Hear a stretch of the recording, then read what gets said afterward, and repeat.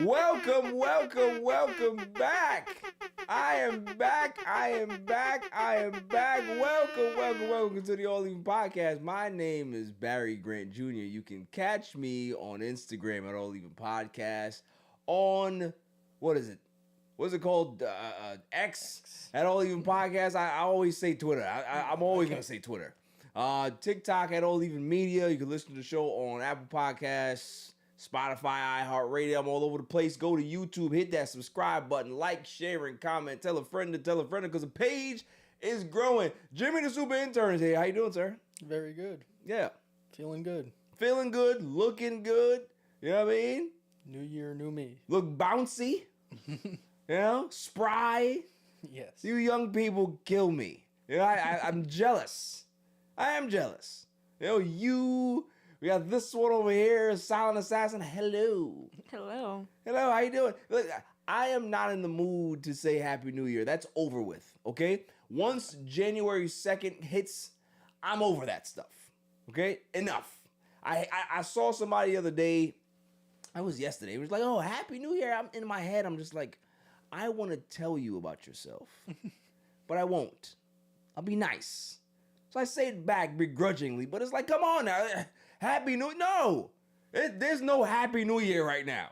There's a lot of bullshit going on, and there's not a, no. So January 2nd, I am saying it right now. Don't say it to me again. Period. It's over. But good to see you both. You know, we haven't been here in a while. I think I forgot how to do this.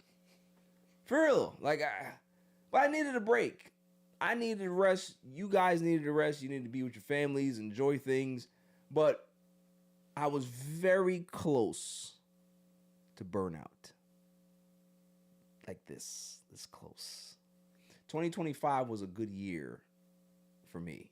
For the All Even Podcast, for, you know, just my team. Everybody just, I think, had a good year. But I was burning it at both ends very, very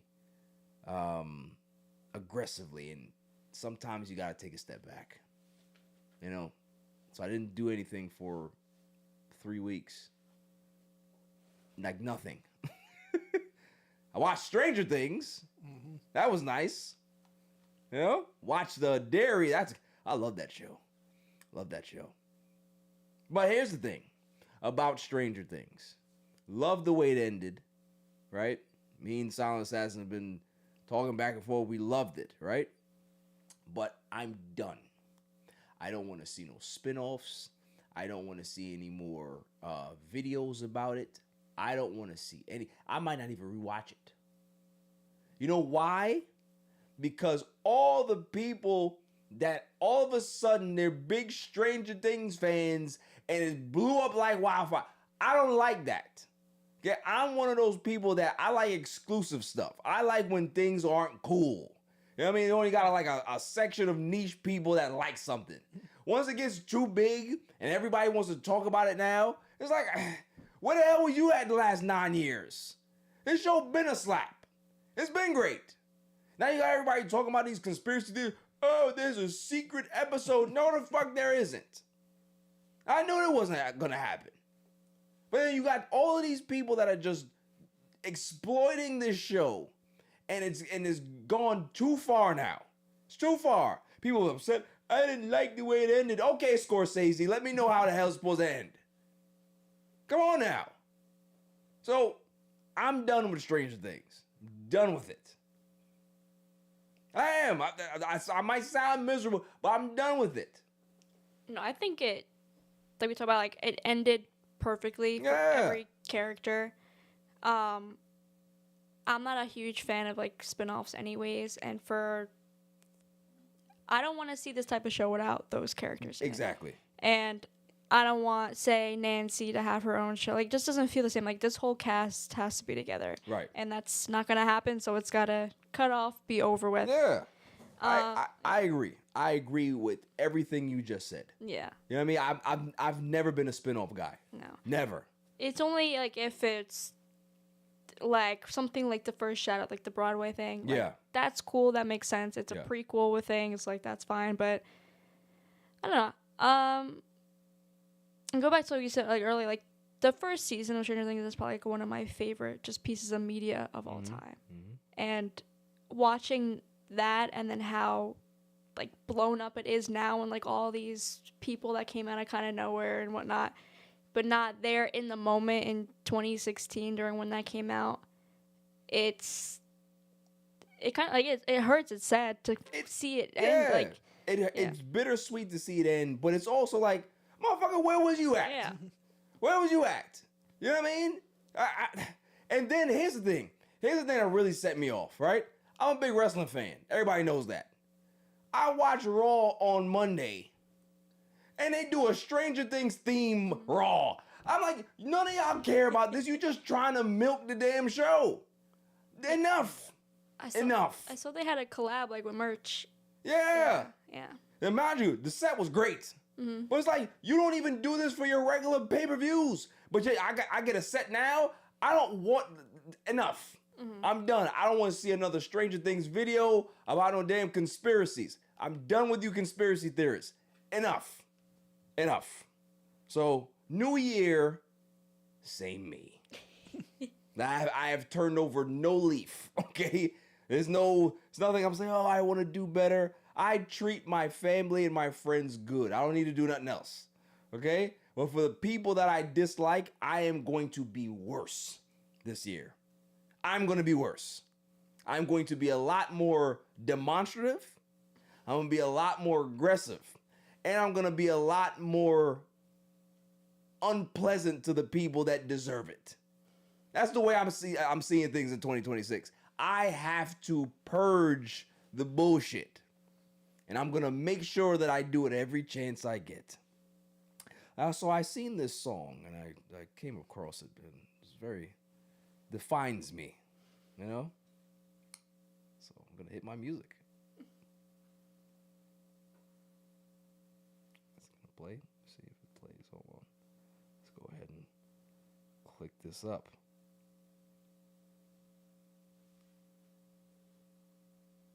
Alrighty. I think we're good now. Oh, here we go. It's a new year. I'm the same motherfucker. It's a new year. I'm the same motherfucker. That's it. Everybody wanna be brand new. It's the same artist. Absolutely. I'ma do what I do. That's what I am. Okay. Everybody want to do new things. I want to work out. I want to do this. Nah. Still gonna be me.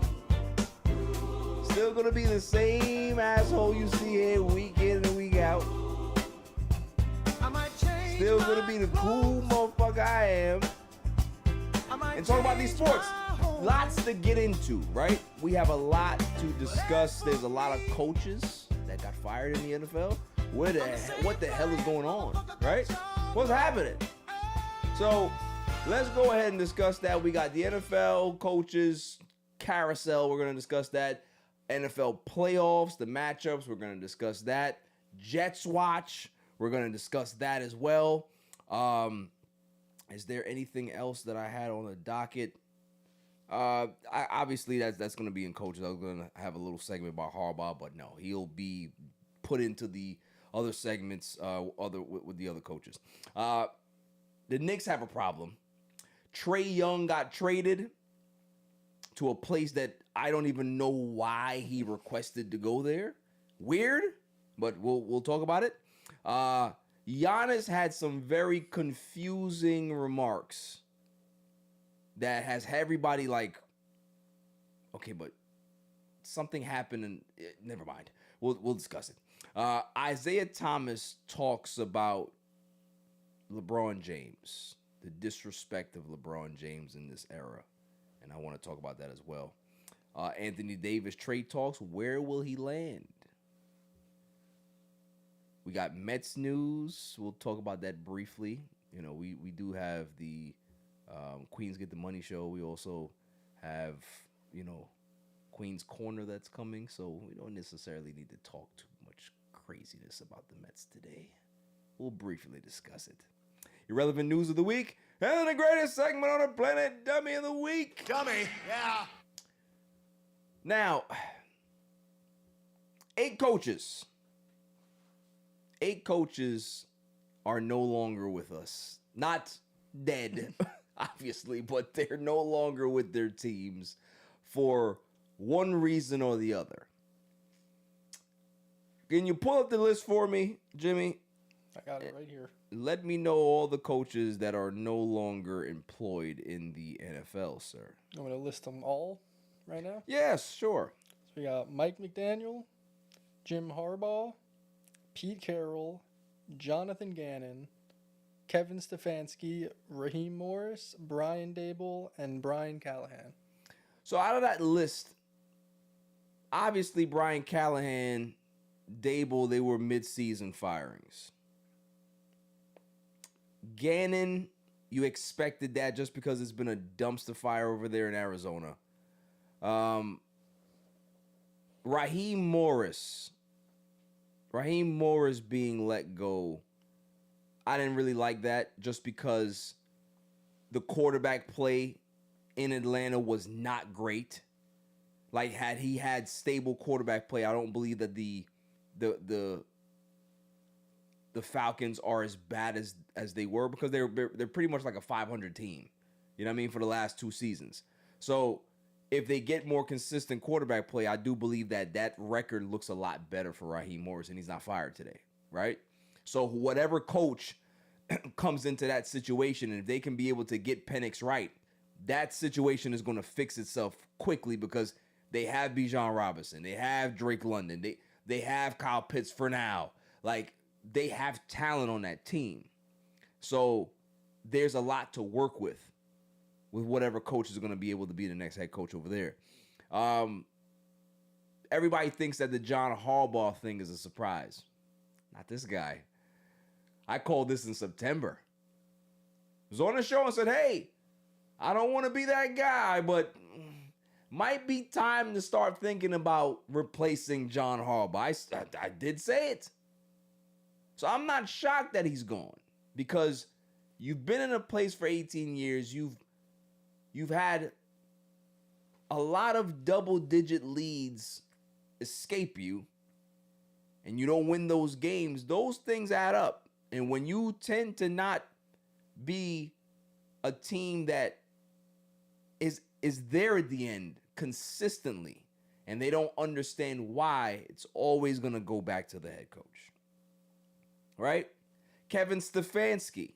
That didn't surprise me either, because Kevin Stefanski did one of the worst coaching jobs I ever seen this year. You know, you got a lot of people, oh, Kevin Stefanski, he's a 2-time coach of the year. And, you know, I can't believe that the Browns... Shut up. You're going to get fired when you do dumb shit like Kevin Stefanski. When you go ahead and you're so adamant on playing Dylan Gabriel's bum ass. Right? And then when he fizzles out, you don't look to the number 12 over there. No. Let's call up Bailey Zappi from the practice squad. Let's do that. So you did everything in your power to be able to not play Shedeur Sanders. Did he play great? No. But guess what? The motherfucker ain't had no first team snaps. And I guarantee next season Shedeur will be better with somebody else that knows how to coach him. So you have the same people that are like, oh, well, 2-time coach of the year. I don't hear y'all making excuses for Mike McCarthy. He got a Super Bowl ring, and everywhere that Mike McCarthy goes, hey, he's not good enough to win. Okay, then I can be able to use that same logic. Well, he's a Super Bowl champion. You should respect him more. No, you are as good as your last record. That's the way coaches are. Coaches get hired to get fired. That's just the game. So when you are vehemently, aggressively not helping your team win offensively, and people can see right through that shit, it's not the fact that, like, the Browns are this great team and you know, things just didn't work out, injuries or whatever. They're a dumpster fire, right? But even in a dumpster fire, you can be able to say, he over here doing bullshit. If you would have did this correctly or did this, maybe they're not as bad. They're bad, but they're not as bad. So Kevin Stefanski needed to go. Mike McDaniel, not shocked there either. Because again, this is a guy that is a space cadet. Smart as hell, but he couldn't lead you out of a parking lot. He's not a leader. So that didn't shock me. And what they need to do too, they need to make sure that they take Tua's key fob too. Take both of them. It's like, we fired you, Mike, but can you tell Tua that he needs to go as well? Just pack him up. Pack both of y'all up. You can send him to the airport. So the only one that I was just like, interesting. Pete Carroll. And the reason why I say Pete Carroll is because he's still a virile man in regards to being spry and still very, very like enthusiastic about coaching. It didn't work in Vegas because they didn't have a lot of pieces. He tried to see if the Geno Smith connection was going to work with him, try to bring that over. It didn't work. So that kind of shocked me, is that they didn't give him another opportunity. But with the Raiders having the number 1 pick, with them getting a Mendoza, they can be able to go get themselves a young, offensive-minded, young stud coach. I can see how you want to go away from Pete Carroll. So again, none of these moves shocked me, right? Outside of, I think Raheem Morris was unjustly fired. People can read through that the way they want to. I don't give a shit. But everything else was pretty chalk for me. There's one more though, that if he does lose, where do they play, Saturday or Sunday? When do the Bills play? Saturday. Oh no, it's Sunday. Bills play on Sunday. If the Bills lose to the Jaguars, McDermott gonna be there too. He'll be right there with the rest of them. Because that team has underperformed, they've underachieved, and all the talk that I hear about, Lamar Jackson here, is he a leader? Can he be able to figure out what? I don't hear that talk with Josh Allen. Funny. Lamar Jackson got 2 MVPs. Right? Josh got 1. How many Super Bowl appearances do both of them have? 0. So the same flack that you want to give Lamar, make sure you give it to Josh Allen too. And that's what I don't hear. I don't like that shit.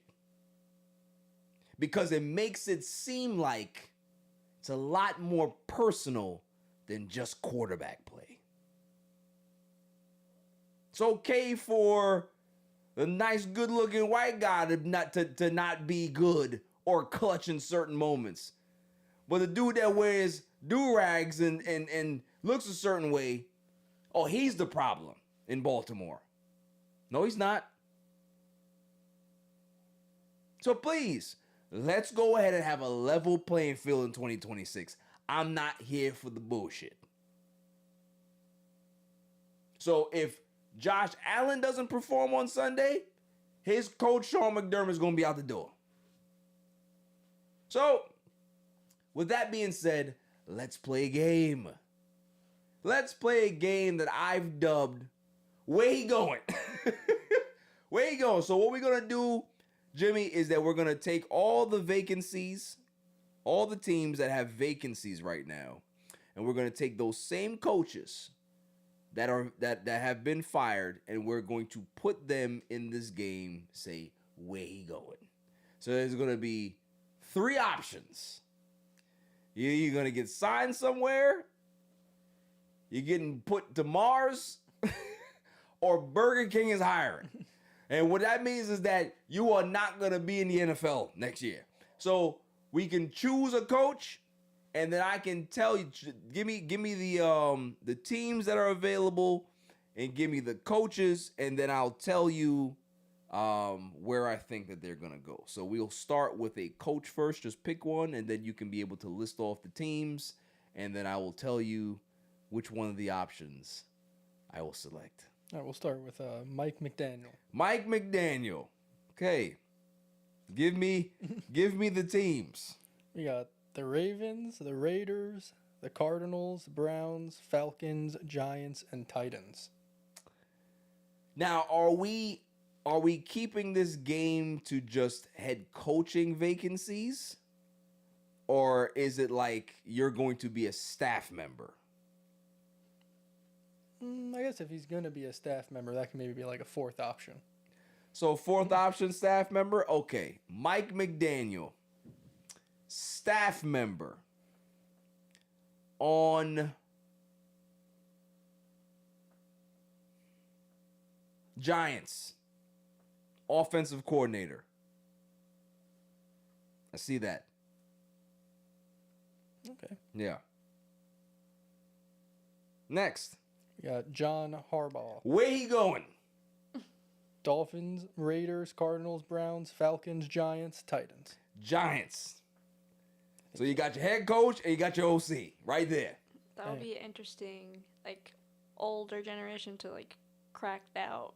Yeah. OC. and the reason why I like that, right, is because Mike McDaniel is going to help Jackson Dart Yeah. be as good as possible.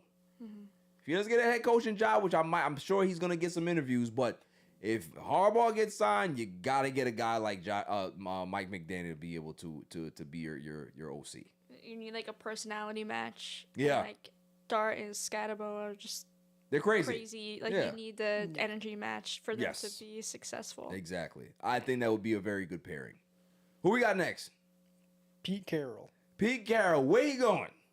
We got Dolphins, Ravens, Cards, Browns, Falcons, Giants, Titans. Burger King is hiring for Pete Carroll, right? You need to just, it's time to go.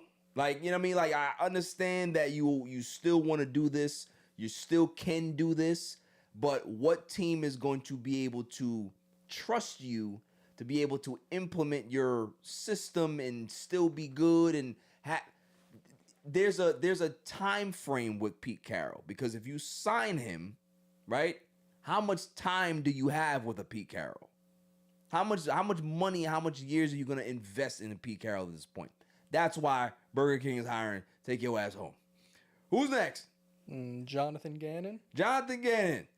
We got Where you going?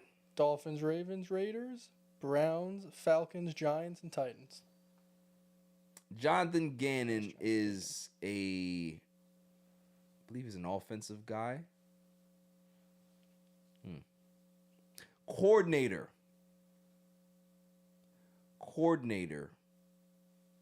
Raiders. Whatever head coach comes in, I think Gannon would be an interesting coordinator. Otherwise, it'd be Mars for him. Yeah. Who's next? Kevin Stefanski. Kevin Stefanski. Where you going? Still got Dolphins, Ravens, Raiders, Cardinals, Falcons, Titans, because we took the Giants. So, yeah. As much as I would want to say Burger King is hiring for him, because I don't like Stefanski at all, he won't be in Mars because somebody will hire him. Falcons head coach. I like that. Just because Penix, young guy, they have a lot of offensive pieces over there that are very similar in regards to what he had in Cleveland. Good running game, good wide receivers, very reliable tight end, quarterback that can be able to do some things. Kevin Stefanski, head coach, Atlanta Falcons. We got Raheem Morris. Raheem Morris, where he going? We got the Dolphins, Ravens, Raiders, Cardinals, Browns, and Titans left. He'll be a staff member, no head coach.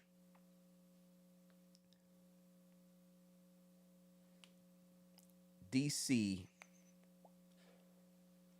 or line coach for Titans.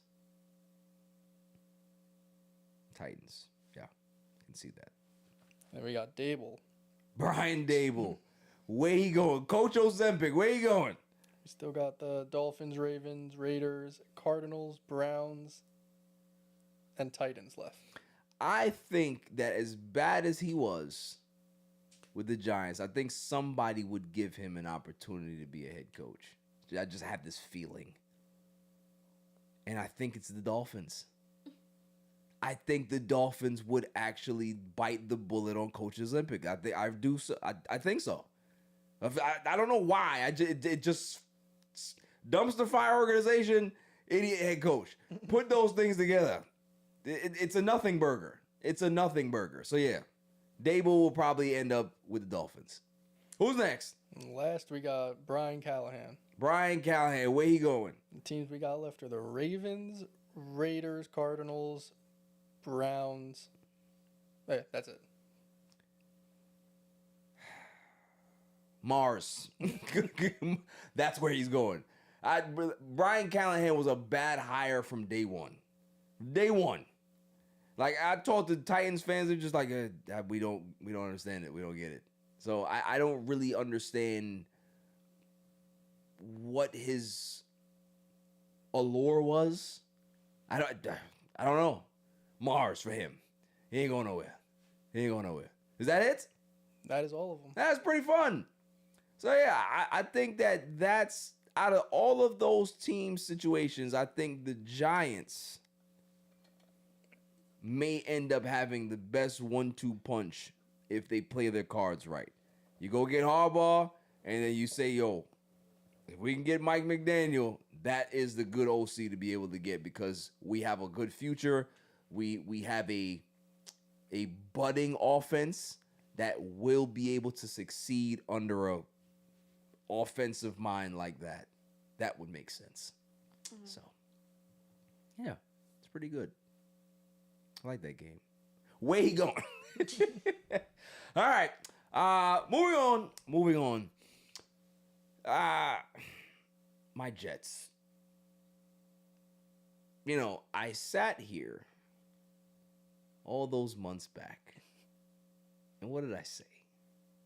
I said that I was excited about Aaron Glenn at first, and then the whole Aaron Rodgers thing happened, and I completely shifted on him because I'm like, you don't disrespect people like that. You don't disrespect a legend out the door like that. How dare you? And what else did I say? I said, be careful how you treat people because you may end up getting walked out the door just the same way. Well, he's not out the door yet. He will return. But man, what a disaster it was in New York to the point where people are like, how is he still employed? I'll tell you why. It's because the Jets have had so much turnover in the last 15 years that you cannot justify firing a guy that, to be honest, this Jets team, this roster wasn't that good. Did he make it worse? Absolutely. Him and stupid, Moogie, whatever the hell his name is. Whoever decided to sign Josh Fields was the worst mistake you could ever make. But hey, maybe that was their plan. Maybe they wanted to tank. But the biggest thing to me, and I was talking to Silent Assassin earlier today, is that how do you coach a team that has no interception for the entire season? Do you know how virtually impossible that is, Jimmy? Like, sometimes a quarterback will throw a pass, a guy doesn't run the route right, it hits him in the shoulder pad, the ball goes up in the air, and some linebacker catches it and goes the other way. That never happened to the Jets? Not one time? Yeah. The entire season? Or not even like reading the trajectory correct and like getting in front of the ball and Yeah. stealing it. Like it just makes no sense. Playing the lane, you know, cornerback season. It's this Jets season for a lot of Jets fans might have been the worst season they've ever experienced. And I can't even fault you for being mad at the guy, right? Like, let's be honest. Aaron Glenn is a pompous jackass. He is. I've heard people talk, people that throw the t-shirts and stuff. They're like, yo, he doesn't say hello to anybody. And it's just like, bruh, you came in here with all this bravado. You were not Rex Ryan. Rex Ryan got this team the 2 AFC title games in subsequent years, back-to-back years. The last time this team made the playoffs was under Rex Ryan. It's a long time ago. So, you come in here with your bravado. You don't do nothing. You have Josh Fields as your damn quarterback. Justin Fields is horrible. Horrible. You've seen the stats, right? The stats of, I think, Garrett Wilson was the highest receiver this season with like 395 yards. He didn't even play the second half of the season. That's how terrible it was. Garbage. But here's my thing. There is a light at the end of the tunnel. The Jets have multiple picks in this year's draft. Next year's draft, they have a lot of picks. You can be able to revamp your team very quickly if you can be able to have a very good draft. And all it takes, and I tell people all the time, you can be as bad as you look, you can be as bad as you are, your team can be as bad as they are, but if you draft the quarterback, you know what happens? All of that shit changes. You get a quarterback, all of that shit changes. I always use the Bengals as an example. Dumpster fire organization. They go get my man ice cold, right? Joe Burrow, and end up in a damn Super Bowl. Was a sack away from probably winning a Super Bowl. Who knows? But all it takes is a quarterback. So if the Jets can be able to figure out a way to be able to get the right guy, everything changes. So yes, this season was terrible. Yes, this season is going to go down in history and infamy in regards to being the most inept, incompetent Jets season of all time. Like, yes, Aaron Glenn makes Richie Kotite look like John Madden. Of course. But all it takes is to get a quarterback. And that's all I'm saying. And also, too, I'm going to put this out there. I don't care what people want to say. I don't like Aaron Glenn. However, I didn't want to see him fired. You know why? Because I refuse to back a black man getting fired in New York after 1 year. I just won't see it. I won't do it. I won't do it. Now, year 2, if he ain't good next year, you can pack him up and go to Mars. But after 1 year, no. Not for the Jets.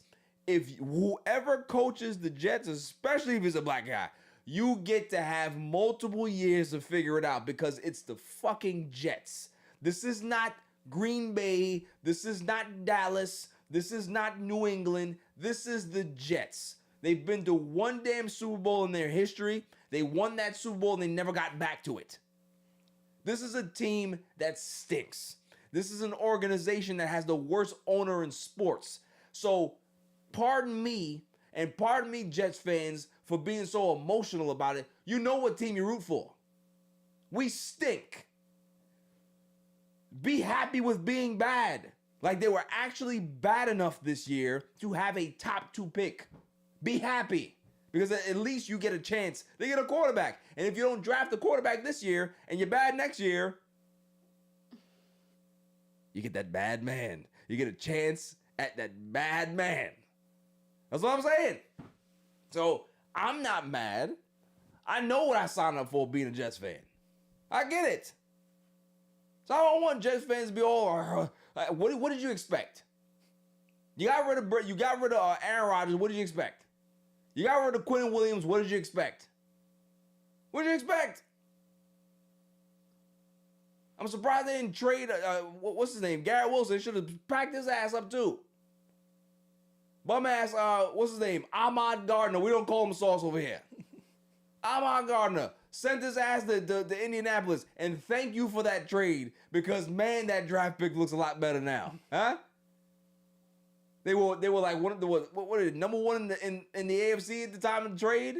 They didn't even make the damn playoffs, which means what?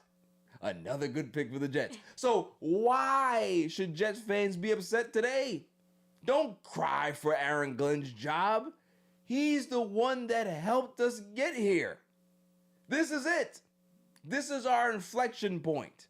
This is our fork in the road and our checkpoint. Like, this is where we can be able to pinpoint when it started to take off.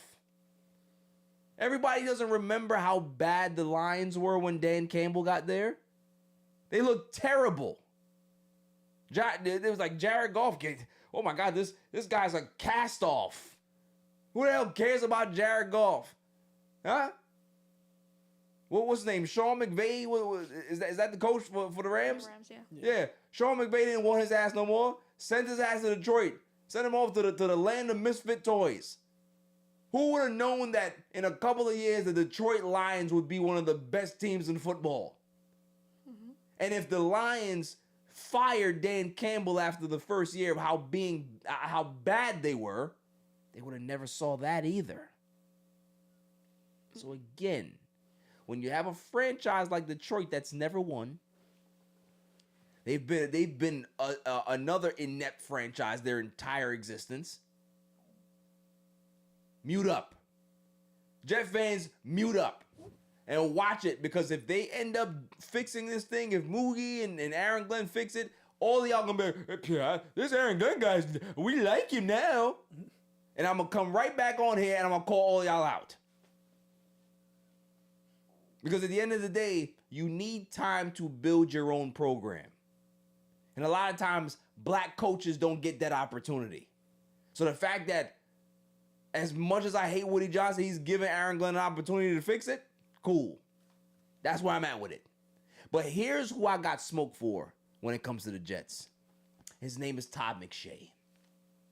Hey, Todd. I'm going to look directly into the camera here. Fuck you. For you to be able to tell anybody, any kid that, oh, nobody wants to be the Jets, fuck you. We don't listen to you anyway. We listen to Mel Kiper.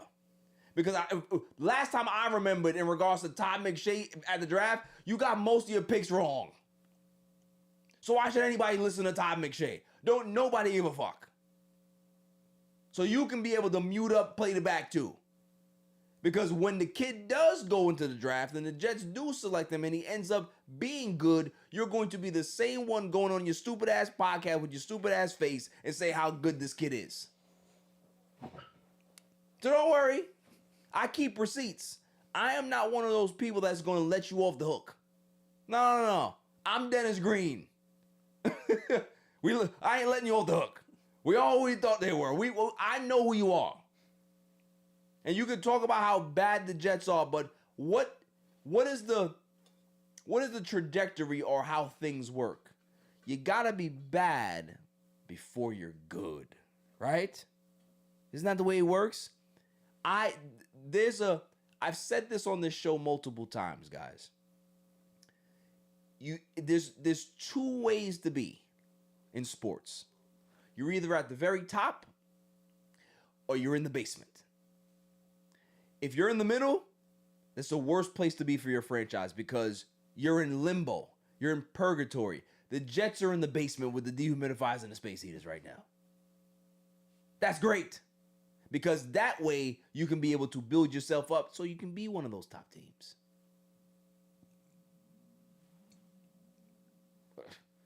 Am I saying anything crazy? That makes sense. Yeah. Makes a lot of sense. So Todd McShay, go fuck yourself. Okay? That's what I'm going to say. Moving on. Wait, but with that logic, does that mean the Clippers are going to be great? Absolutely not. The Clippers are cursed. There's some juju on the Clippers. I think I might have did it. I think as a young boy, I said to myself, why would anybody want to go to that place? It's like, first of all, you don't have your own building. Go somewhere, you squatter. Listen, I'll tell you right now, from the time that I was a little kid, of course I'm a big video game person. never, not one single time, ever used the Clippers in any video game in my life. When I see, the last time that I played a basketball game, I haven't played in a while, I went into the franchise mode, and you can be able to control all the teams. So you know what I did? I went into the Clippers, and I moved them to New Mexico. And I changed their logo. So they weren't the Clippers anymore. They were the Aztecs. That's what I think of them. They don't belong in California. They don't belong in LA. They don't belong anywhere near my team. So to answer your question, to answer your question, they're cursed. They'll never be fixed. The Jets, they got hope. Let's go ahead and go talk about these playoff matchups here. What do we got? What are the games that you are looking forward to, Silent Assassin, Jimmy, and we can discuss it. What are we thinking? I think Packers-Bears is going to be just fun. Packers-Bears, that's a division game. That's always good. You know, that's pretty much like a drive down the block for in regards to the rivalry. Yeah. Packers are banged up, but you can't count them out. Ben Johnson and those boys over there with the Bears put together a pretty decent season. You know, who do we have winning that game? Who's at home? Bears? Bears are home, I think, yeah. What's the spread? I will tell you in 1 second. Minus 1.5. Minus 1.5, so it's pretty much a pick 'em. Yeah. Packers minus 1.5, yeah. Yeah, pretty much a pick 'em. It's gonna be a good game, man. I don't know if it's gonna be a high scoring game. I think we can get somewhere in the low 20s, I believe. You know, I can see Bears 24-20 winning that game. But at the same time, I mean, you can't count Jordan Love out. He's good. He's a guy that's, you know, he's a playoff performer. We've seen him do things, right? Especially when I was rooting for those Cowboys. You know, so that's going to be an interesting matchup. I think the spread makes sense. I think it's very indicative of both teams because it can go either way. Depending on what happens during the game, you know, it could be a possession that actually seals the fate of whatever team. Like, you know what I mean? The margin of error in that football game is very, very small. So I still got the Bears just because I like the story. I like to see the fact. I want to see the Bears be able to advance and go a little far in the playoffs. I'm not a fan of Green Bay Packers. I'm not. And I was a fan when Aaron Rodgers and Brett Favre were there. Jordan Love's all right. You know? Black kid, I like him. I gotta support him. But the fact that Micah Parsons is over there, I can't do it. I know he's hurt, but you still on that team. I can't do it. Yeah, what other games we got? The next one is the Bills-Jaguars. Bills-Jaguars. We talked about this in regards to if the Bills lose, McDermott better go ahead and hop his ass on that Greyhound. Jaguars, hottest team in the league right now. I think they won 7 in a row. BoJack Horseman is playing out of his mind. He's still average to me, but he's playing well. You know what I mean? He was supposed to be the next Peyton Manning to come out of college. Oh, he's the smartest quarterback ever. Okay, hasn't materialized in the NFL, but he's putting it together right now, having a pretty decent season. It's gonna be interesting what quarterback is gonna make the mistake, because that's what it's gonna come down to. Both teams have a decent running game. I think the Jaguars defense has been pretty good this year. Same thing with the Bills, but the Bills have been so inconsistent all year. That's the word for them, right? They look good one week, they look like dog shit the next week. So with a team that's hot like the Jaguars, I think this is just a wrong time to play them because they're just clicking on all cylinders. So I got the Jaguars winning this game. I'm not gonna lie to you. I got the Jaguars winning this game.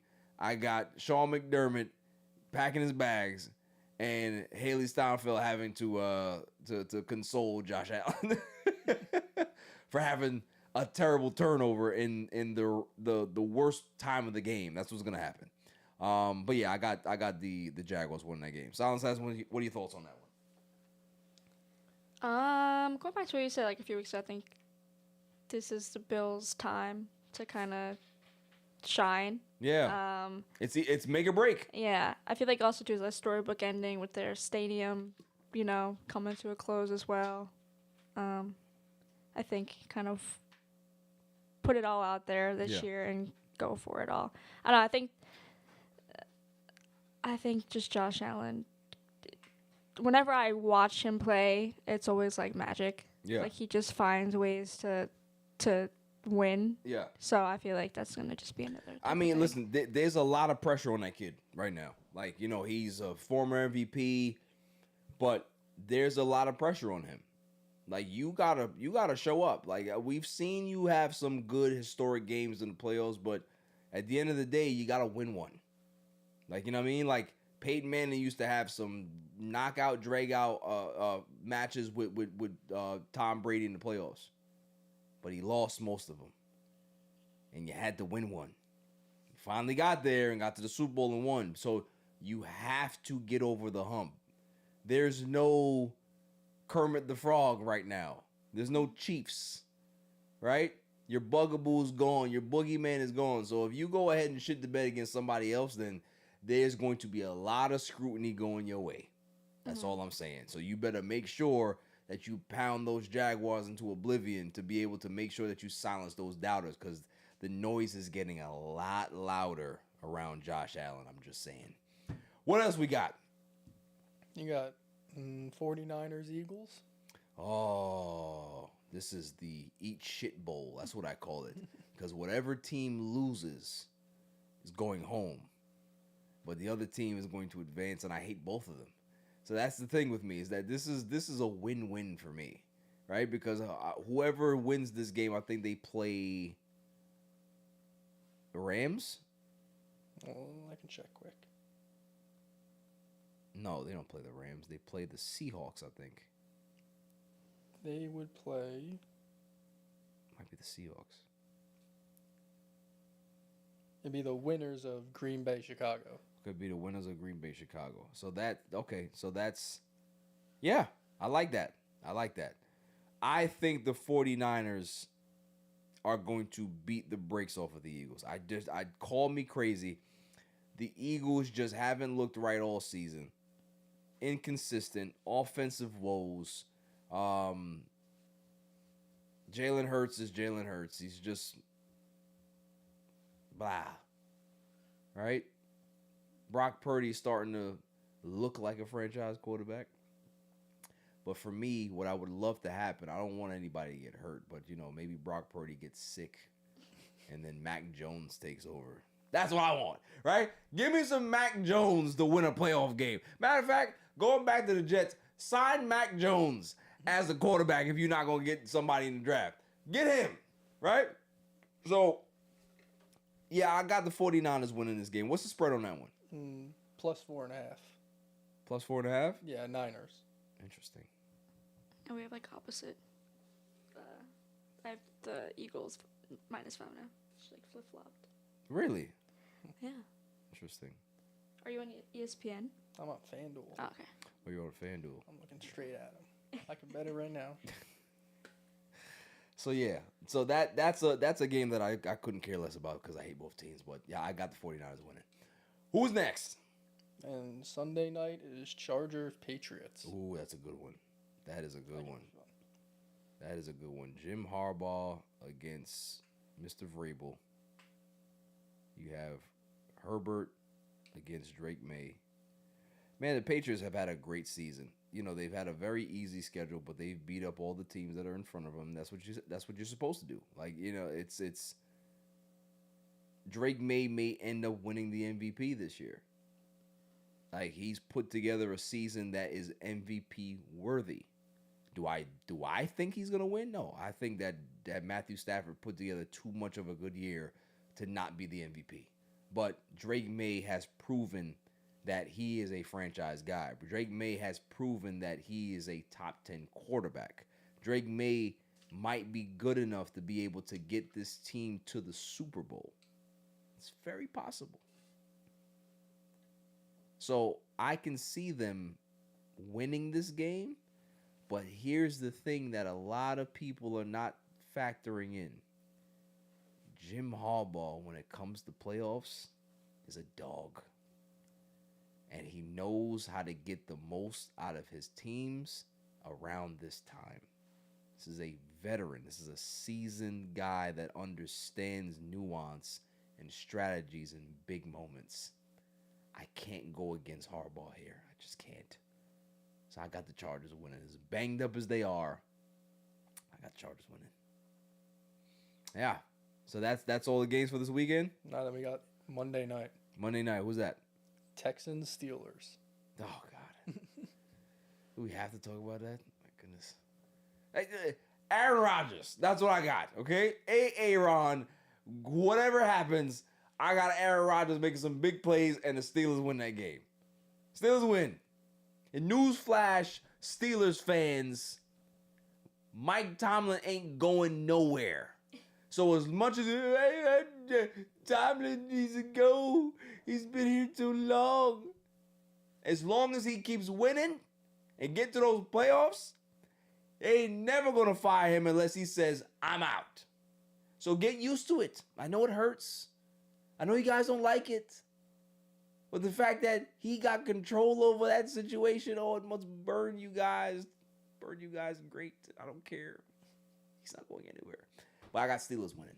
Aaron Rodgers continues to amaze, and he continues on into the postseason, into the second round division playoffs. So that is it, right? I don't think we did Rams Panthers. I think I skipped that. Oh, we didn't do Rams Panthers. Yeah, that's not even a game we should even talk about. Rams. Yeah. Yeah. Could you imagine if the Panthers win though? Is there a possibility that the Panthers win this They game? beat him in the regular season. Uh-huh. Right? Uh-huh. It's plus 10.5. That's what scares me. Anytime you see a spread like that, stay away from it. Yeah. Stay away from it. Like that could easily be a close game, or something happens and the Panthers beat the brakes off of the Rams. But I'm still picking the Rams. I can't see Stafford shitting the bed here. I just can't see it. Also, too, it's just insane how you see the Panthers in the playoffs of where they were last year, even this year. It's like how, like, well, it was up to the last game, basically. So just getting there, it's like this team shouldn't even really be here at all. But they've made great strides, man. They've made great strides. Bryce Young has put it together. Mm-hmm. Right? Is that his name? Bryce Young? Yeah, I think so. Is that his name? Yeah, number one pick. Yeah. Horrible, and then flipped it around. So He put on some weight too, right? I haven't seen him in a while. So Yeah, I think he put on a little weight. I think he's bulked up a little. He came back. I remember when he had, the up and downs from last season. He came back and started playing well towards the end of the year. So he's figured it out. And that's what you want to see from a young quarterback, that he had a lot of adversity, had a lot of pressure on him, and he didn't falter. Mm-hmm. Like a lot of people were calling him a bust. He didn't falter. So he continued to excel, and, he's gotten this team to the playoffs, and good for him, man. Good for the Panthers. Good for that franchise, because they've had some lean years for a very long time. But yeah, I can't see them advancing at this point. There's no way. The Rams got to win this game. and that would be just a team as a whole. Like, obviously, the Rams are a lot better. Yeah. But Top to bottom. yeah. Top to bottom. But football is a weird sport. And that's why they say any given Sunday. Now we're going to go. Is that it? Are we done? That's all the. That's all. Okay. Games, yeah. We covered all of them. Irrelevant news of the week. The hell? Is this You gotta on? be kidding me. There I we mean, go. how do you watch the? I mean, they stink. Every week we go ahead and discuss the interesting stories that are out there. Did I accumulate any interesting stories? We'll see.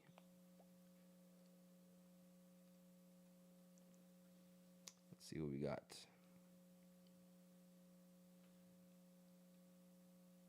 Oh, this is interesting.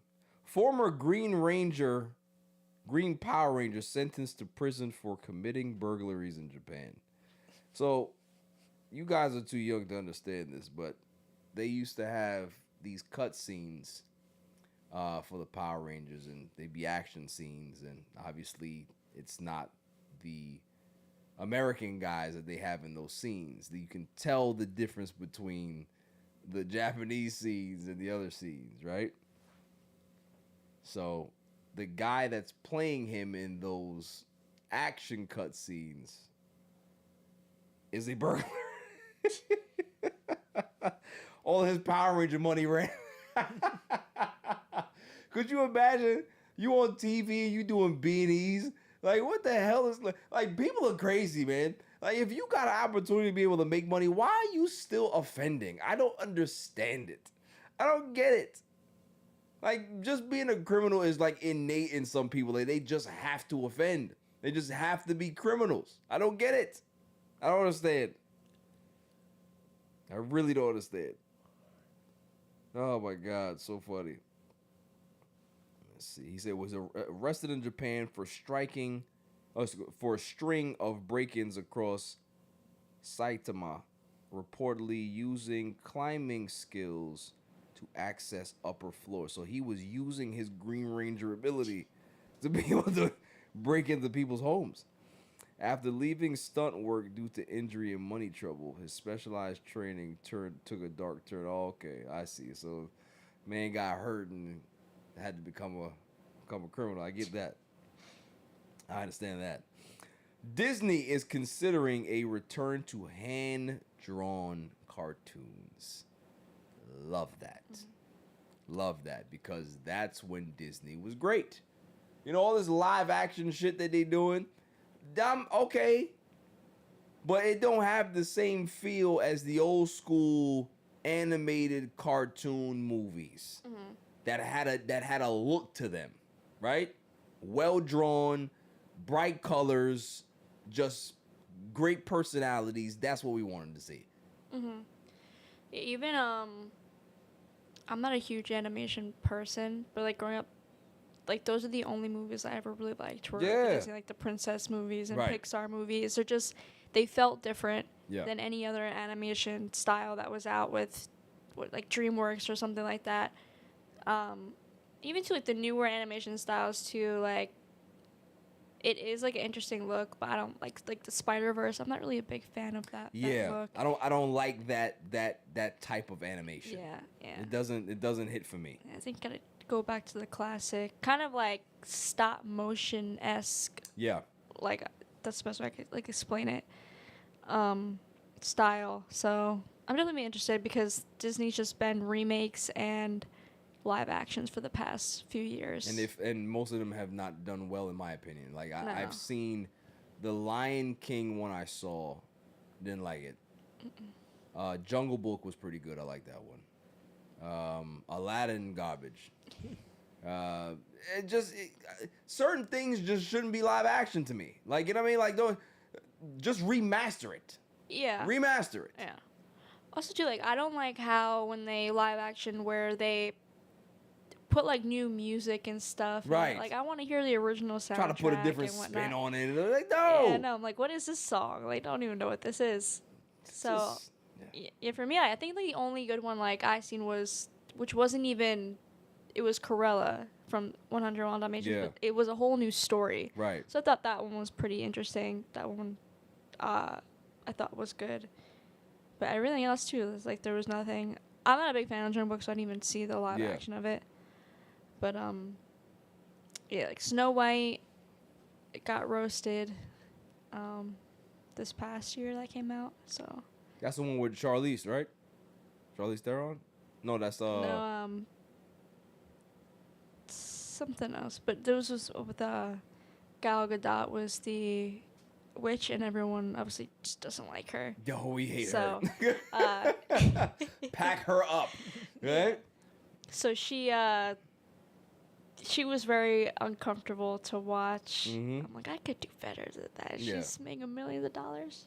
But you're just very like monotone. It's like, no, Snow White, you shall not go in the woods. I'm like, what are we watching Listen, right she can only play Wonder Woman. Get your ass back Uh-huh. to playing Wonder Woman and mute up. That's what you're good at, okay? Stiff ass Wonder Woman that can be able to do what she does over there. You can't do nothing else. And on top of that, all the other stuff that you talk about, yeah, mute up, mute up. Absolutely. But yeah, like if they can be able to go back to that, I think it would be very, very good for them. This one is very interesting to me. I am very excited about this. Sebastian Stan will reportedly play Harvey Dent in the Batman Part 2. I am excited. Winter Soldier is playing Harvey Dent? What? Interesting. I love it. Rob Pattinson's Batman still? Yes. Yeah, Yes. it's cool. I like it. And then you got Scarlett Johansson possibly in the movie as well as Catwoman. Possibly. I don't know if it is Catwoman. It might be something else. I think she's Dent's sister, I believe. We'll see what happens. But if she's in it, sign me up. Is that a conflict? Or did she die in Avengers? Yes, she did. Oh, okay. I was She's like, is killed that a off, okay? conflict of interest? The Black Widow is, what's her name? Yeah, Widow, whatever the hell it was. She's gone, okay? This is good. I think the Batman 2 is going to be really good, man. Like, a lot of people didn't like the Batman. I liked it. I think it was great. I think the different story that they told in regards to young Batman in Gotham trying to figure out who he is. So he's making mistakes. We never really saw Batman make mistakes. It was more about things didn't work out, but he didn't make mistakes. This guy's making mistakes on the job, and that's what you want to see him kind of course correct and get his way. You know what I'm saying? Find his footing as a young Batman. So I like this story. I like what they're doing. I love the cast. So the fact that they got my man Sebastian Stan, I like it. I like it. Moving on. This is crazy here. 7-year-old woman became one of the oldest mothers on record. So back in 2001, a 7-year-old woman has given birth, putting her among the oldest first mothers ever recorded. The pregnancy was made possible through assisted reproductive technology, which keeps pushing what medicine can do.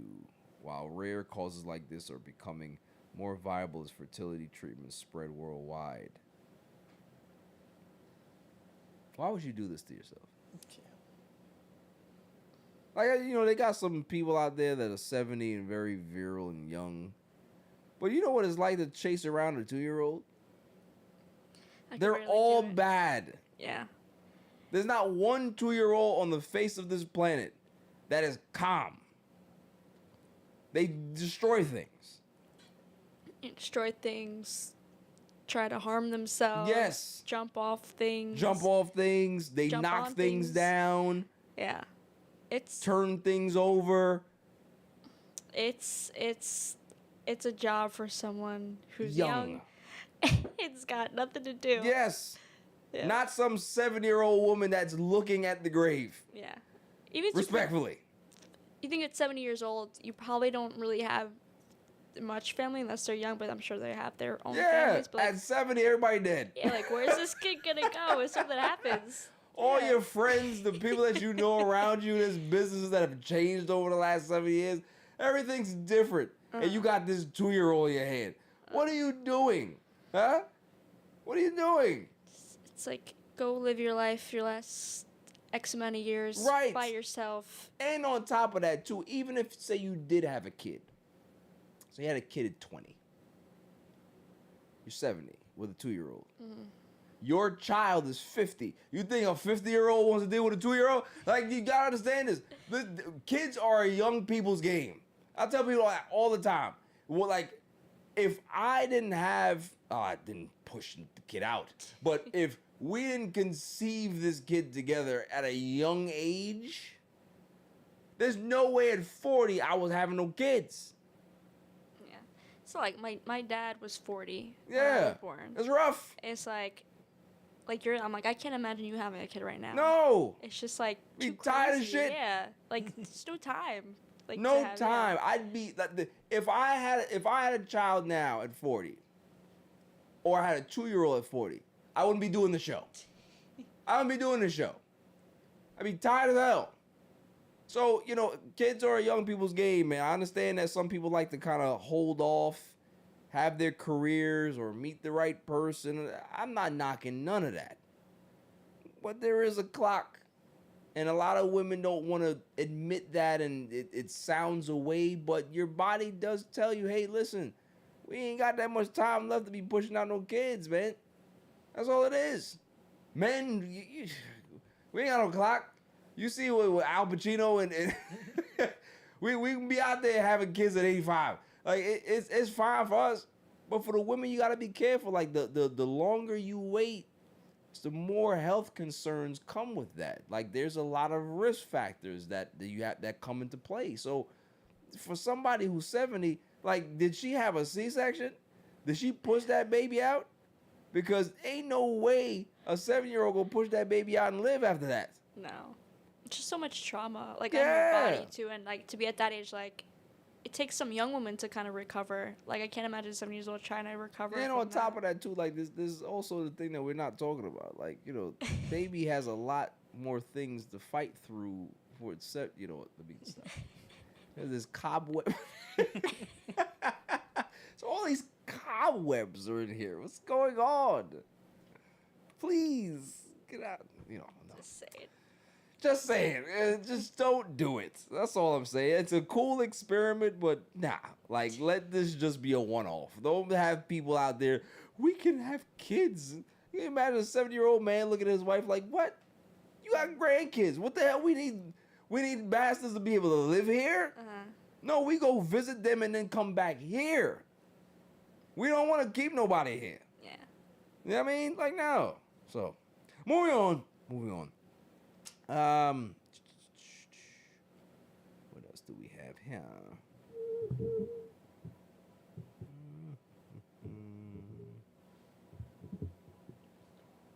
That's all I got. Yeah, it's not bad. Oh, this one here.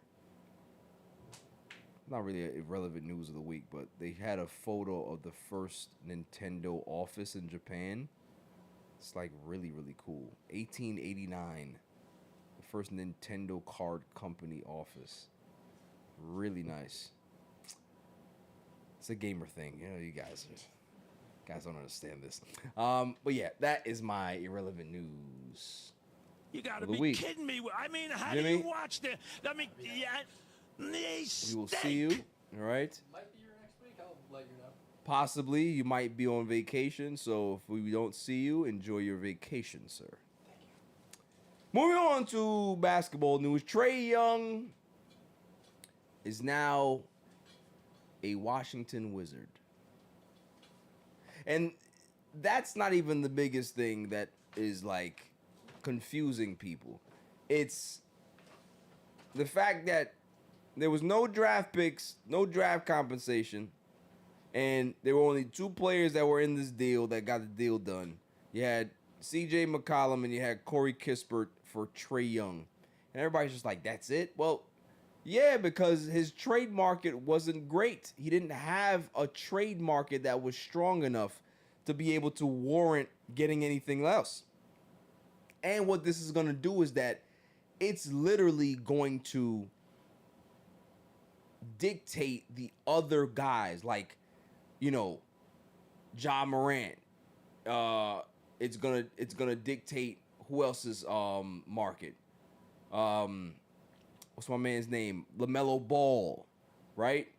Anthony Davis. There's so many different things that are happening right now that especially for the point guard market, it's going to, I don't know how that's going to materialize, but that's neither here nor there. Trae Young is now in Washington, and he chose to go there. He said, yo, I want to go to one of the worst teams in basketball. Send me there. And that's the shit that got me crazy. I'm like, yo, you chose to be in a bad situation. Now, granted, they got new management, they got young players, and they're trying to make things work. I get that, and I respect that. But you're a 27-year-old point guard. You've been a 4-time All-Star, and you're going into a situation that doesn't look that great. It looks pretty bleak. However, there are reports that have come out that said that the Wizards may not play Trae Young a lot after this trade. They may end up shutting him down. You know, he has a little issue with the knee and stuff like that. So they may end up just shutting him down, having him either opt out of his contract and re-sign a new deal, or opt into the contract for next year, and then he'll be eligible for the extension, and then kind of, you know, be refreshed next season, come back with the young core, and see if they can be able to make a run, or make another run at another star as well. So, who's the winners and losers in this situation? I think the Atlanta Hawks are winners just because they were able to get rid of Trae Young. Not saying that he was a malcontent or anything like that. Teammates liked him. You know, he did good for the organization in regards to being a pretty much a model citizen. But sometimes franchises want to go in a different direction. They have Jalen Johnson over there. Jalen Johnson is one of the best players in the league, one of the best young players in the league right now. I think he's averaging like 23.5 points, 10 rebounds, 8.5 assists. This is a guy that is next up. So if they're going to be able to build their team around Jalen Johnson, they're good to go. You now have Trae Young that's not a hindrance to his development. Not saying that Trae Young was doing anything to stop him this year, because Trae Young hasn't played more than 10 games, but this is one of those things where now you can be able to really focus on your young core and build the team around a guy that you actually want to invest in long term. So for the Atlanta Hawks, good trade for them. They free up cap space. They can be able to sign a guy in free agency, or, you know, possibly make another trade for Anthony Davis, or they can be able to sign a few guys in free agency with that cap space. So, you know, the Atlanta Hawks, I think, are the winners with this. I'm not gonna call the Wizards losers just because they are a young team. They don't necessarily have their draft pick. I think they got the Knicks 2026 pick, top 8 protected. So if they're terrible, it stays with the Knicks. If they can be able to find a way to be better, then they can be able to have a chance to get that pick if it's, you know, 9 and up. So they also are winners here, in my opinion, just because they found a way to be able to get a perennial all-star, a guy that can put up buckets, a guy that is a good point guard that can be able to get guys involved, get guys the ball, have a guy that does have playoff experience, can be able to go get himself a basket. So all of those things in regards to having a playmaker like a Trae Young with the Washington Wizards, I don't think is a bad thing. I just can't see the Wizards making strides to be good within the next few years. It's the fucking Wizards. So, you know, until they change my mind, until they can be able to make a drastic improvement like how the Detroit Pistons did, it's the Wizards. So, you know, I'm just like, I wasn't shocked about the deal, him getting traded. I was just shocked more about the compensation. Like, that's all you got? Like, what? So, interesting turn of events. Moving on. Giannis. There's been rumblings around Giannis all season. We heard from multiple reports from Shams Charania in the offseason. Giannis and his representatives, they spoke to the Bucks. They were trying to facilitate a trade to the Knicks. There was a window of opportunity to be able to get this deal done. They didn't get the deal done. He ends up back with the Milwaukee Bucks. Everybody right now, since the season started, you know, since he's had some earlier comments where he's just like, yo, I don't know. 6 months from now, we'll see how I feel. Blah, blah, blah. You know, I can't stop my representation from talking to this person or talking to this person. I'm going to stay focused on the team, blah, blah, blah, blah. So everybody's been making their claims about, hey, you know, maybe Giannis is gonna be out. Maybe he's actually going to ask out. Maybe blah, blah, blah. Well, now we got confirmation. Sam Amick from The Athletic had a piece where he interviewed Giannis shortly after the game, you know, after their loss to the Golden State Warriors.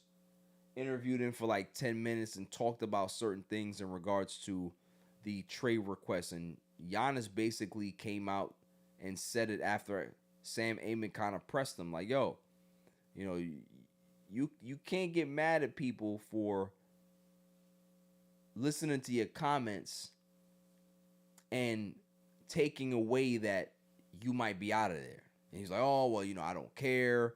I don't necessarily care what people think. You know, I'm somebody who's invested here, and you know, I'm 100% invested into my teammates and us winning and all this other stuff.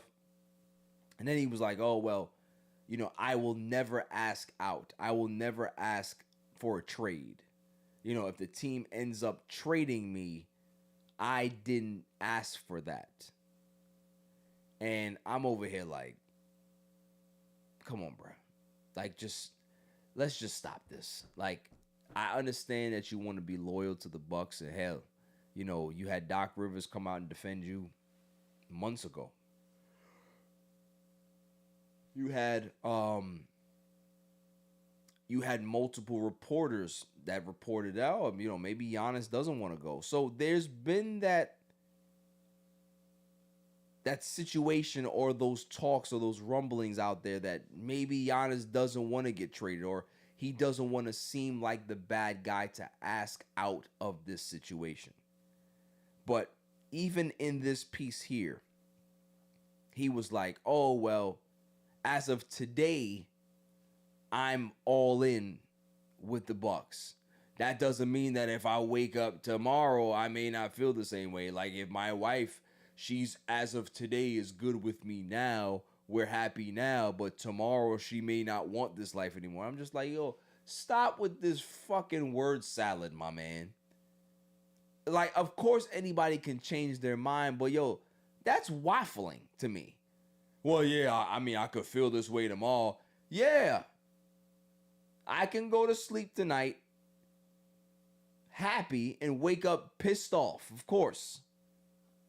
I don't need to talk about that, though. This is not semantics. This is one of those things where, are you happy in Milwaukee? If it's yes, great. Do you see this team improving? If you say no, then how do you improve this team when you have cap restrictions?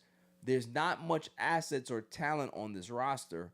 So how do you expect to actually compete for championships again if you have some limitations and maybe the trade market is not so advantageous to your roster? The only way to be able to improve is to leave. So nothing's changed for me in regards to reading this great article by Sam Amick. Nothing changes. I still believe that when the opportunity presents itself, that there is a better situation for him. I think that him and his representatives, mostly he's going to operate through his representatives, is going to make sure that he gets to where he got to go. But all of this, I'm locked in, I'd never asked for a trade, and then you put it on the agent a couple of more sentences later, and then you say, oh, well, I mean, you know, what if tomorrow, motherfucker, just choose, bro. Like, we're all good if you just want to stay in Milwaukee. That's all right. Like, if you just want to be the homegrown guy and never leave and retire a buck, okay. Good luck. You got Doc Rivers as your head coach. Good luck. But let's not play this bullshit game in regards to you were almost a Knick in the offseason. How did that happen? If you didn't go to management, or your representation, your agent didn't go to management to try to make this work. Your agent is an extension of you. Most of the time, yes, the agent is out there for your best interest trying to make things work, but he doesn't do anything without the okay and the approval from his client. So let's just stop the bullshit, shall we? Like, seriously, it's enough already. Moving on. I have spoken to a lot of Knicks fans, Silent Assassin, and Knicks fans right now are not happy. They're having a pretty good season, but I think that the expectations are so high that they are not living up to certain expectations that they have. Knicks fans and a lot of people around basketball believe that the Knicks have a chance to get to the NBA Finals this year. Not saying they're going to win, but they have a chance to come out of the East. So when you have big injuries to your roster, guys that are very inconsistent, like a Mitchell Robinson, but the biggest issue that they have is their power forward / center, Karl Anthony Towns. I have never in my life, and I'm going to say this as nice as possible, I've never seen a player as sassy as Karl Anthony Towns. Like, you're almost 7 feet tall.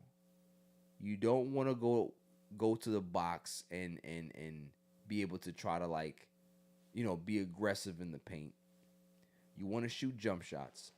You want to shoot these fadeaway hooks.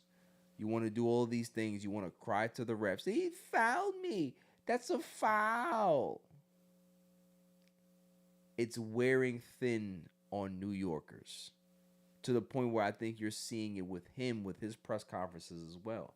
Oh, I'm trying to figure out, trying to get a rhythm, motherfucker, like, bro, if you do what you're supposed to do and play physical, you won't have a problem getting the ball or scoring. But when you out there shooting jump shots and crying to the refs every 3 seconds, he fouled me. The refs are gonna be like, I'm not giving you no fucking whistle.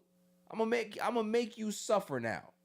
Yo, sassy ass. Go ahead and go play. And go man up. That's what that's literally what it seems like to me, because he's not getting the calls. He's not making the moves. He's not being aggressive enough. And he's turning the ball over, just not playing well. So how are the Knicks supposed to be able to crack through that ceiling if you got a dude like this that is not going to allow you to be able to get to that ceiling? They got to make a move. I don't know who they're going to move him for. I don't know what the compensation is. I don't know what they would actually look to utilize in an absence of a Karl Anthony Towns. But they got to figure this shit out, because you can't win with him. It's clear. You can't win with Mike Brown either as the head coach. But at least you have a better chance of having a finals appearance with the personnel being good and your coach being subpar. But when you have one of your biggest pillars be subpar, there's no way you can be able to excuse that or escape that, because basketball is not like football. One person does not pull the line. But in basketball, if you have a guy that's a prevalent starter, rotation minutes guy, and he's constantly making offensive mistakes, he's not rotating defensively, he's not in the defensive game plan, he doesn't really understand where his foot placement needs to be. All of these things are concerning. And if they're not careful, they may not end up representing the East. They may just end up being a team that fizzles out. And the what could have been conversations are going to start. So if they want to continue down this road with Karl Anthony Towns, cool. If I'm the Knicks, I'm finding a way to get out of that contract and be able to get better somehow. That's all I'm saying. Moving on.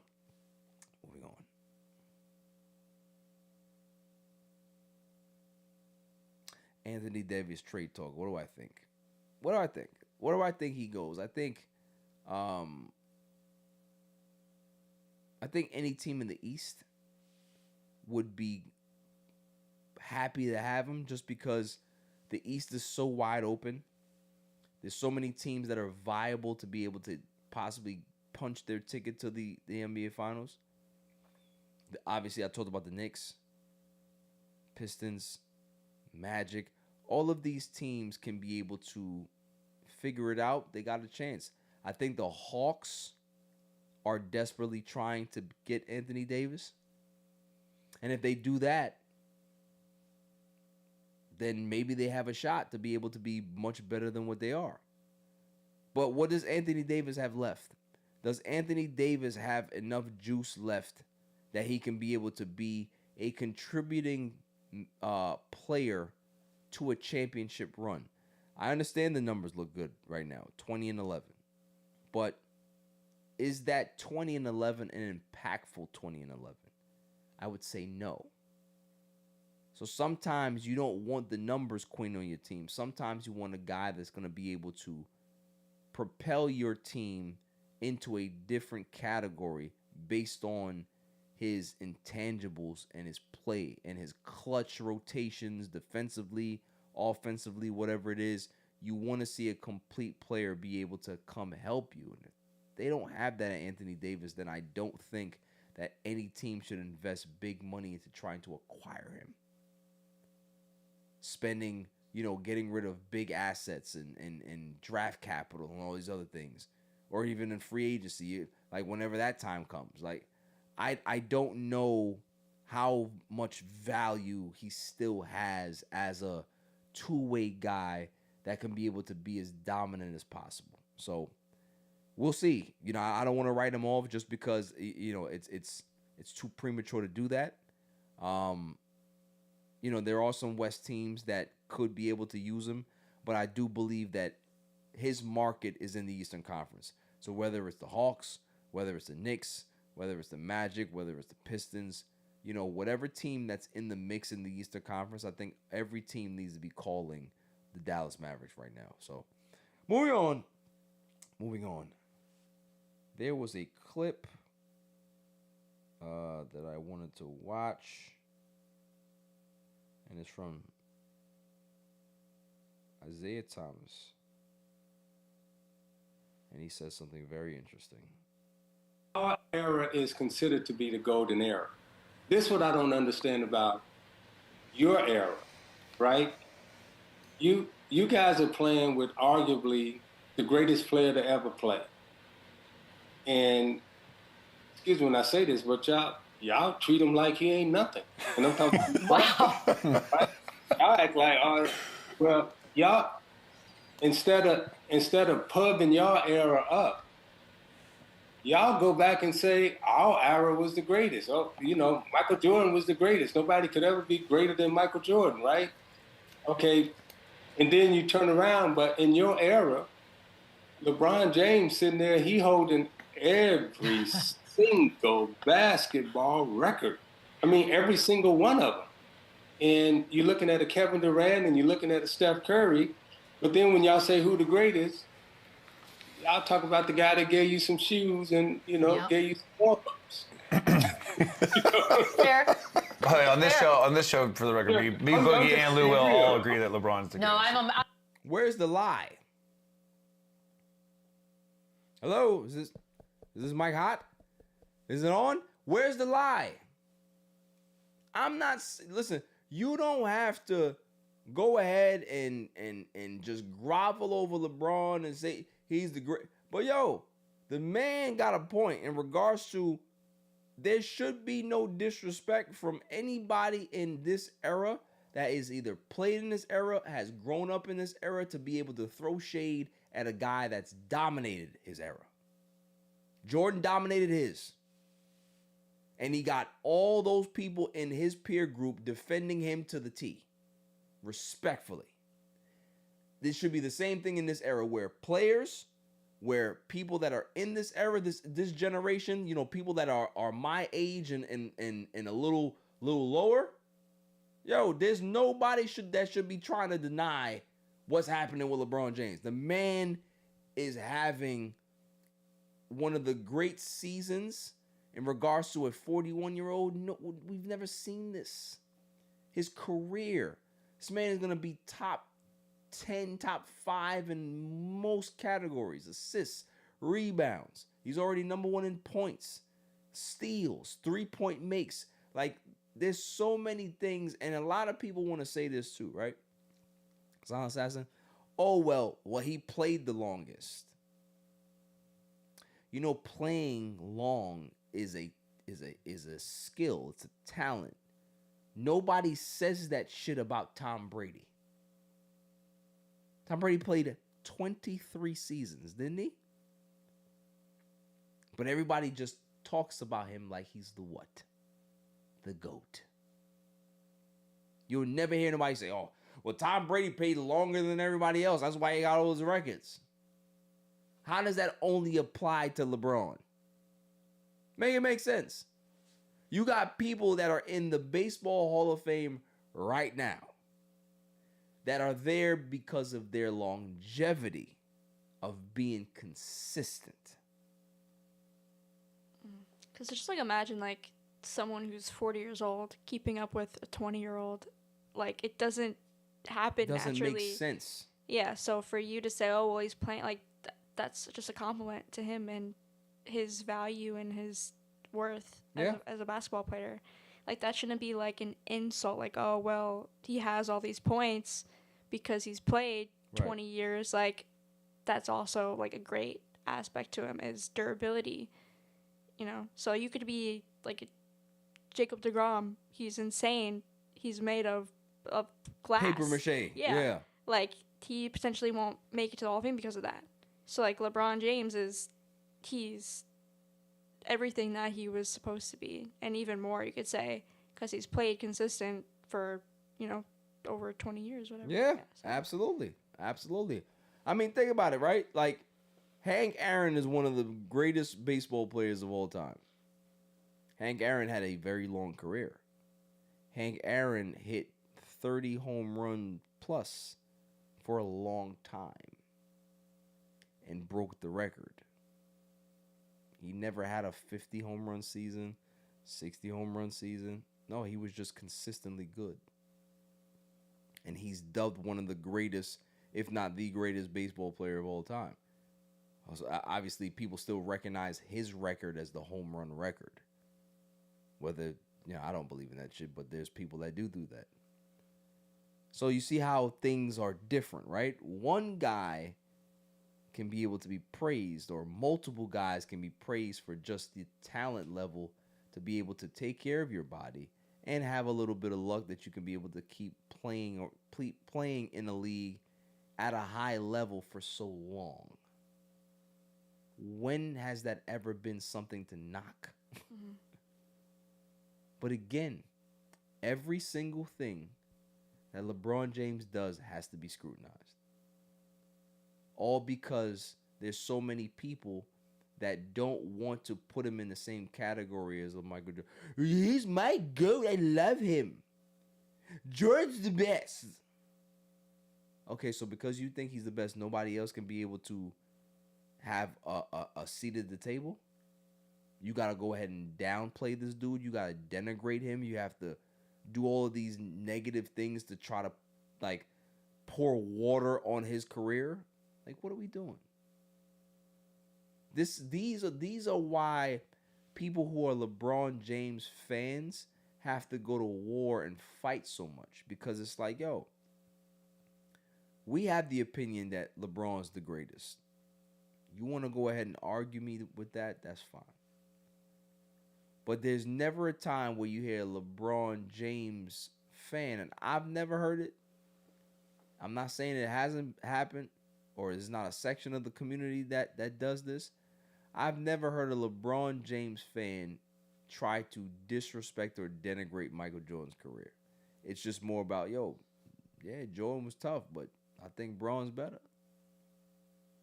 That matters to me. So for players in LeBron's era, they all need to step up and make sure that they hold the torch for him and say that, yo, that's the guy. Like, y'all had y'all dude, this is our guy, and we can be able to have friendly conversations and talk about certain things in a nuanced way, but nah. Like, we're going to make sure that we go to bat for him and make everybody realize that Braun is the GOAT for us. And that, I think that's what a lot of fans would accept rather than this nitpicking bullshit that they constantly do. Look at this game. Look. Jordan would never do this. Jordan wasn't fucking playing at this age. He was home with his cigarettes. Well, not cigarettes, but his cigars. And his gambling and his golf. That's what he was doing at 41. So let's just stop the bullshit. That's my whole thing. Like, stop the bullshit. Moving on. I had an interesting...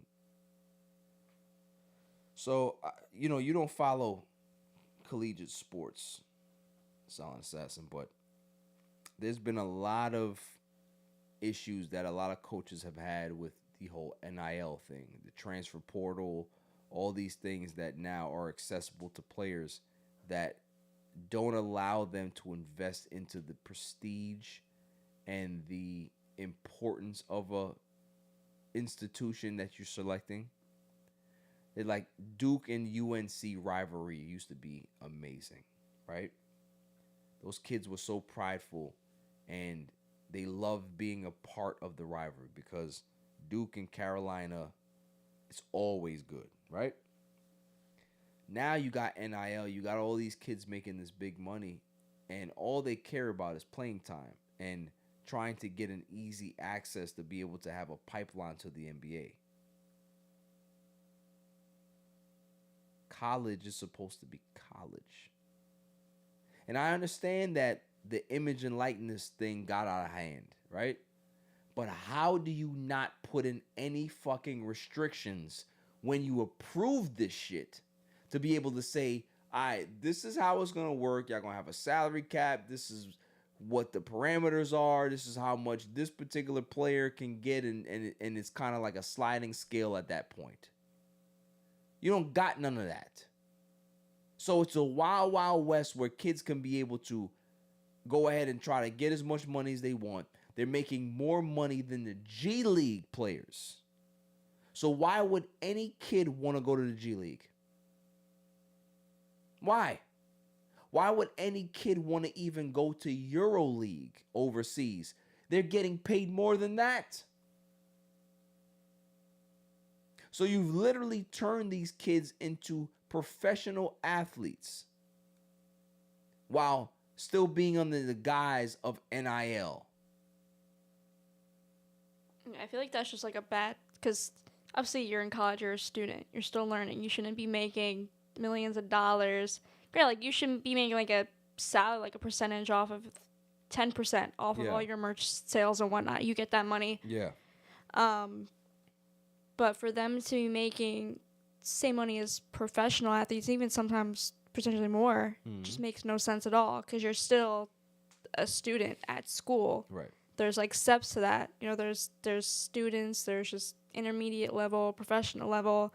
Like you are at the lowest level, and to be making insane millions of dollars a year. Yep. And then just having also no loyalty at all. I feel like you should be able to have to lock in. Like if you're going to school, you're here for your 4 years. Yep. And then if you want to continue, get your master's, whatever, then you go on from there. Yeah, I agree. I think that's how it should be in regards to, these kids are, it's just too much. It's just too much money. The loyalty, the quality level of the game has been affected. The coaches do not have the same influence that they've used to have before in regards to being able to talk to a kid, try to motivate a kid. Hey, you might even put that kid in your doghouse, not figuratively speaking, but more like, it's just more about, I'm going to help you mature so you can become a better man, a better basketball player, whatever it is.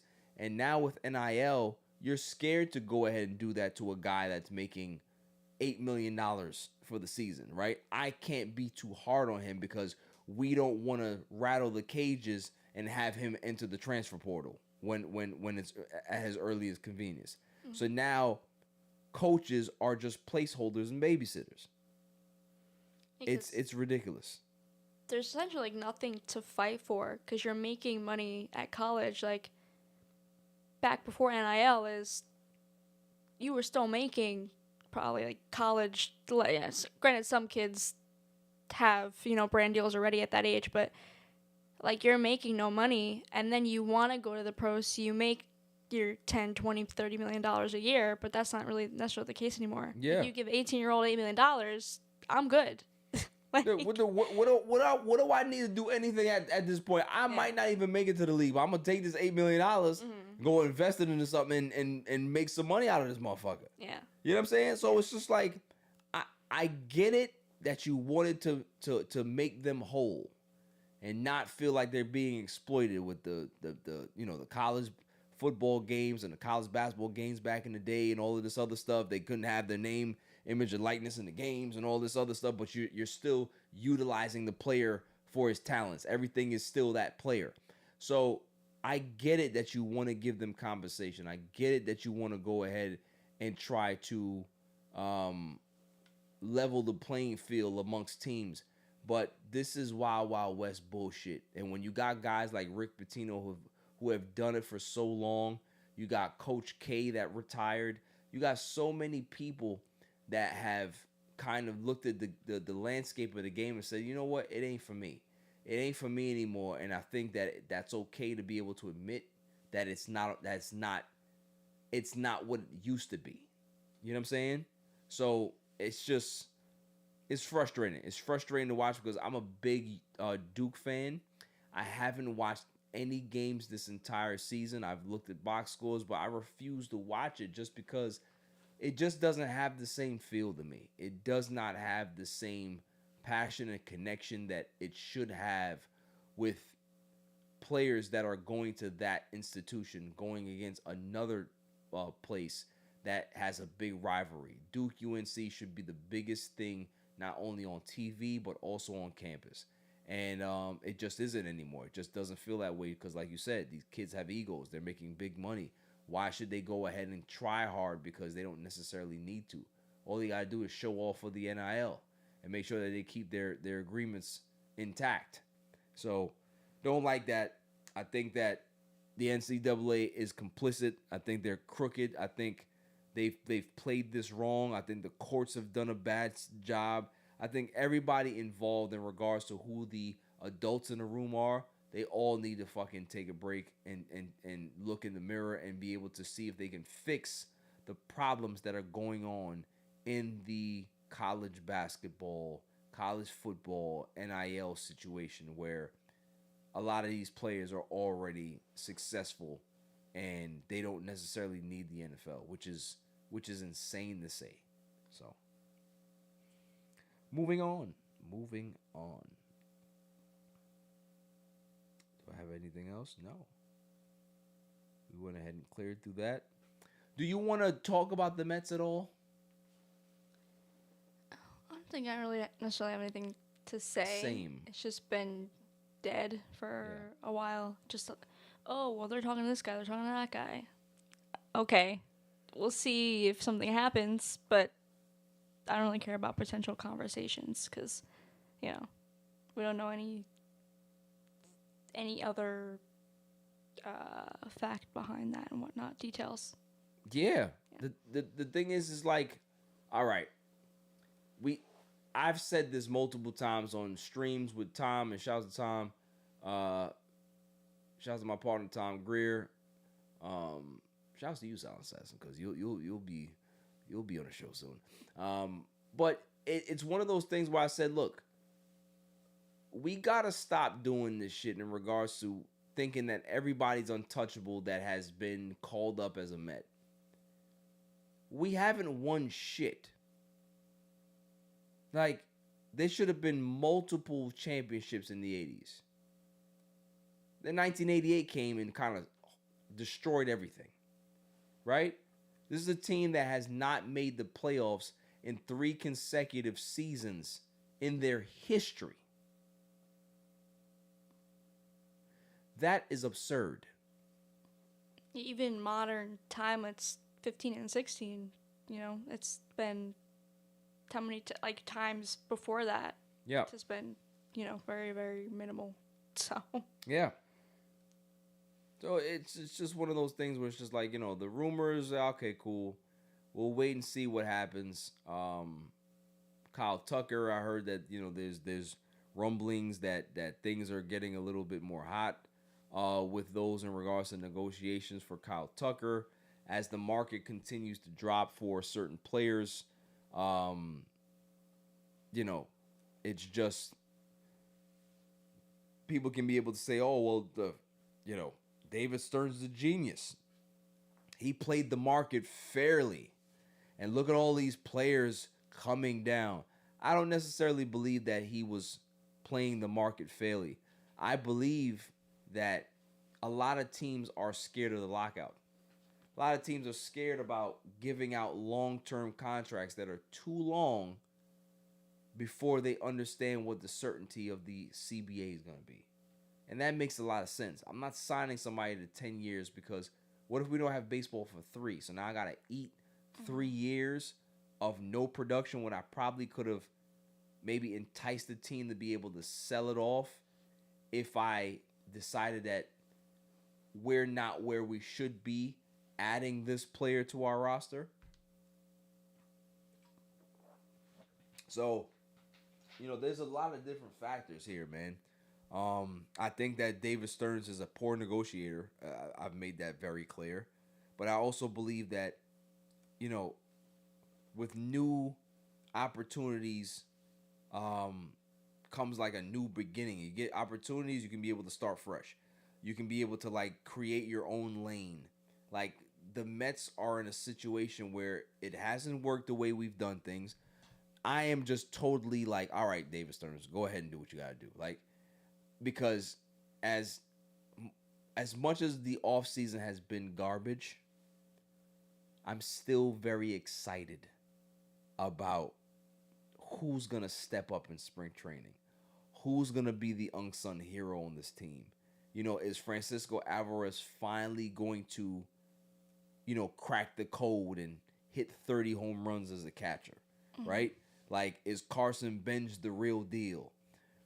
Are any of the pitching prospects going to be able to come into the season and wow us and be just as advertised? Is somebody new going to appear on this roster and be able to not only make the roster but be a cornerstone piece that they're saying, no, we ain't trading him. So that in itself makes me excited, right? That I want to see those things. I want to support them, but at the same time, it is David Stearns. And for me to support the Mets, I got to support him too. you don't have to. I don't have to, but it's par for the course. It's par for the course. So let it play out the way it's gonna go. Framber Valdez, yes, I would love him. Ranger Suarez, not so much. But his savant page does look pretty decent in regards to his swing rate. And, he's a ground ball pitcher. I'm talking about Ranger Suarez here. But this is a guy that doesn't go past 5 innings. So why do I need another guy that's going to throw a lot of pitches and then be gassed by the 6th inning? Yeah, I would say because the Mets do potentially have a lot of depth if the pitchers work out, all the rookies and Yep. whatnot. So potentially doing a double starting pitcher, that's have Suarez come in and have McGill's out for the year. I don't know, some pitcher like that. Yeah. Put in on multiple innings and close out the game. But I don't know. We'll see. I'm really excited to see. I think I said it a while ago to potentially see McLean's Rookie of the Year campaign, because he was kind of the shining star of that group. Yeah. And just in general, all the young pitchers, to give them a chance, and because that was the excitement of last year. The end of last season was just seeing all the young kids come up and get a chance and something fresh and new. And it's going to be a whole brand new team next year. So it's crazy. Francisco Lindor is the longest, tenured Met. Yeah, which is- yesterday me and Tom celebrated Happy Lindor Day. Yeah. That was the day that he got traded 5 years ago. Lindor was traded to the New York Mets. Mhm. And, this is a guy that is the fourth most valuable player in the entire league. Mhm. Like, that's what kills me is that 5 years with the Mets, one All-Star appearance, one runner-up for MVP. He should have been an All-Star multiple times here. When you are literally one of the best players in the league, when it comes to evaluations and WAR and all this other stuff, how are you just a one-time All-Star? And this is why those particular accolades they don't sell for me. No. You know what I mean? He had one off year. It was his first year. was his Every first other year, he was the MVP candidate. Yep. I think like every of his Mets years he was in the top 10 MVP, I believe, Is besides it? the first year. It's crazy. So, and then how, I feel like underrated he is in the whole of baseball. Yeah, I just think he's a great guy. Good leader, unless I see otherwise. And he's going to be a part of the next chapter of this franchise. It's not gonna be Pete. It's not gonna be Nimmo. It's not gonna be, Jeff McNeil, because they're all gone. This is officially his team, and trust me, I would not be surprised if the Mets give him the C this year. I wouldn't be surprised, just because they cleared out all of the riffraff, and now they're just like, all right, here you go. There's no Yeah. more distractions. All the allegeds that were there are now gone. Like what was holding him back and Yeah. issues with that. Like because the fans were ready. I was there for that David Wright day, hearing those chants and whatnot. Yep. And all the oh, it's gonna happen, and it didn't happen. But it just just his time here was just a whole culture shift. Yep. And that's what you feel like with David Wright, just him being here was just a whole different feeling of him. Even they weren't good teams, but him just someone wanting to be a Met, Yeah. like that is just Took makes you on feel the good. challenge. Yeah. You know what I mean? Took on the challenge and the responsibility to be able to hold the torch and be that anchor for your franchise. It's a lot to bear. It's a lot to have to learn. It's a lot to have to understand how the market is and what the scrutiny is going to be. And you're going to be, persona non grata at times just because of the decisions you make on the field or off the field, right? Doesn't even necessarily have to be anything negative, but there's so much chatter around Lindor, and there's been more chatter around him this offseason than any time that I've ever remembered him being a Met. And it has nothing to really do with his play. It's just more about what they deem is a bad thing, what the conspiracy theories are now, right? So, we'll see what happens, man.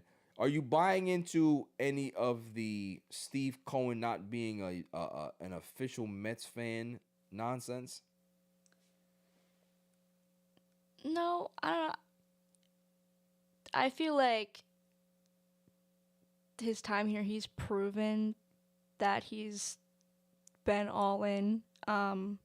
He spent how much money these past few years, and he wanted to win. Yeah. It's not his fault it didn't work out. He showed multiple times that he wants to win. He's willing to win, and he did that. It just didn't work out. He could have, if he was really a Yankee fan, would he buy the Mets? I know if I was in that position, I wouldn't go nowhere near the other rival team. I don't care how much money it can make me. I don't want to touch it, but that's just me. But yeah, I agree with you. I mean, that's like me having $500 billion, and I go ahead and see what teams are for sale, and the Clippers are there. I'm not buying them. Cause initially, Mets haven't made him money. Yeah. How much money he's spent? Right. How he's not making massive profit.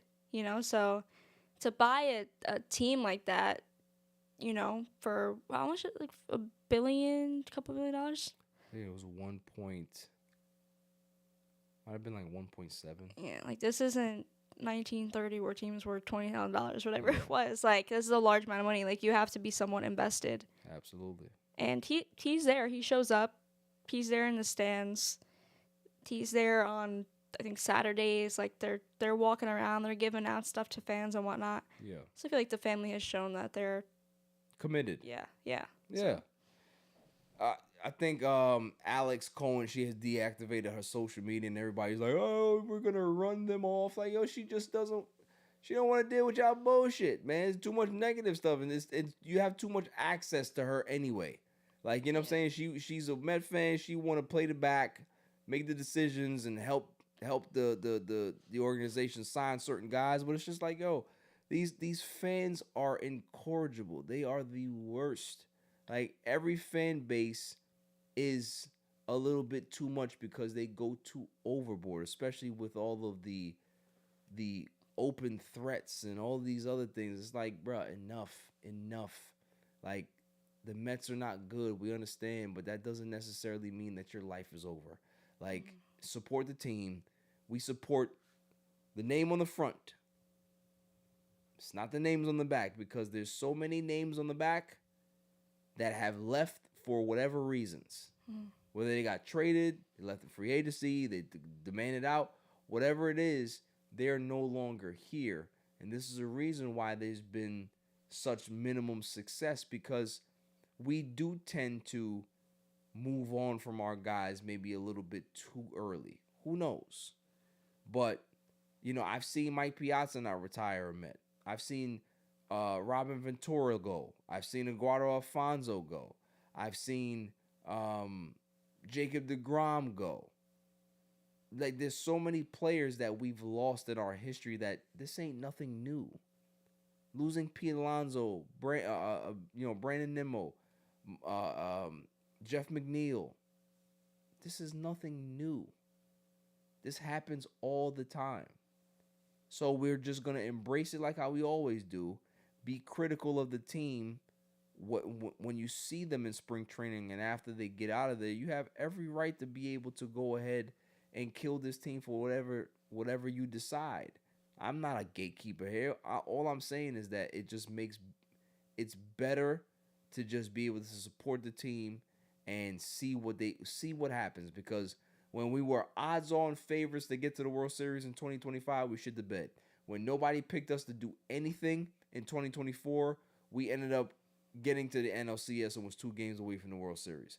Like 2022, they didn't really say that we weren't going to be a good team, but they didn't know we were going to win 101 games. They didn't know that, right?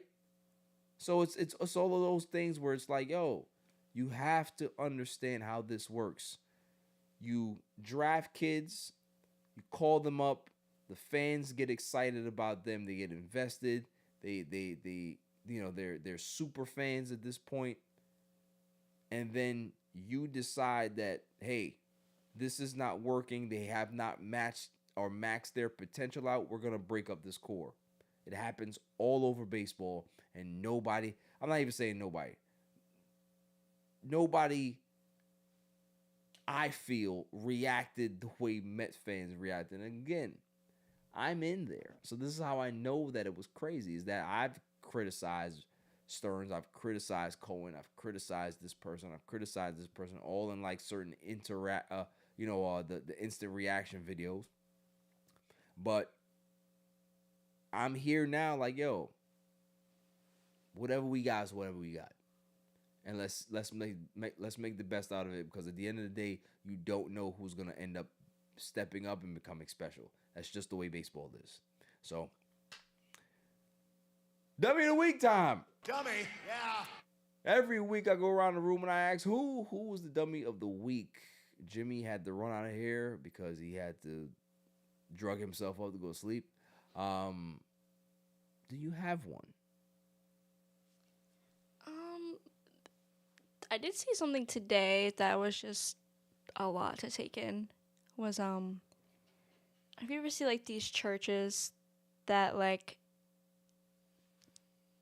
the people of the church act in like kind of a possessive way, that they're being taken by this spirit and they need yes. God to save them.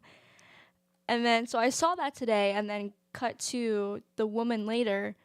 But mind you, actually, the possession part, there was about 20 different camera angles. So they're like filming like this type of movie of this woman getting, you know, expelled from whatever was there. And then afterwards, she's like, you know, I took out this Jezebel spirit out of me that was sexually harassing me, and Oh my god.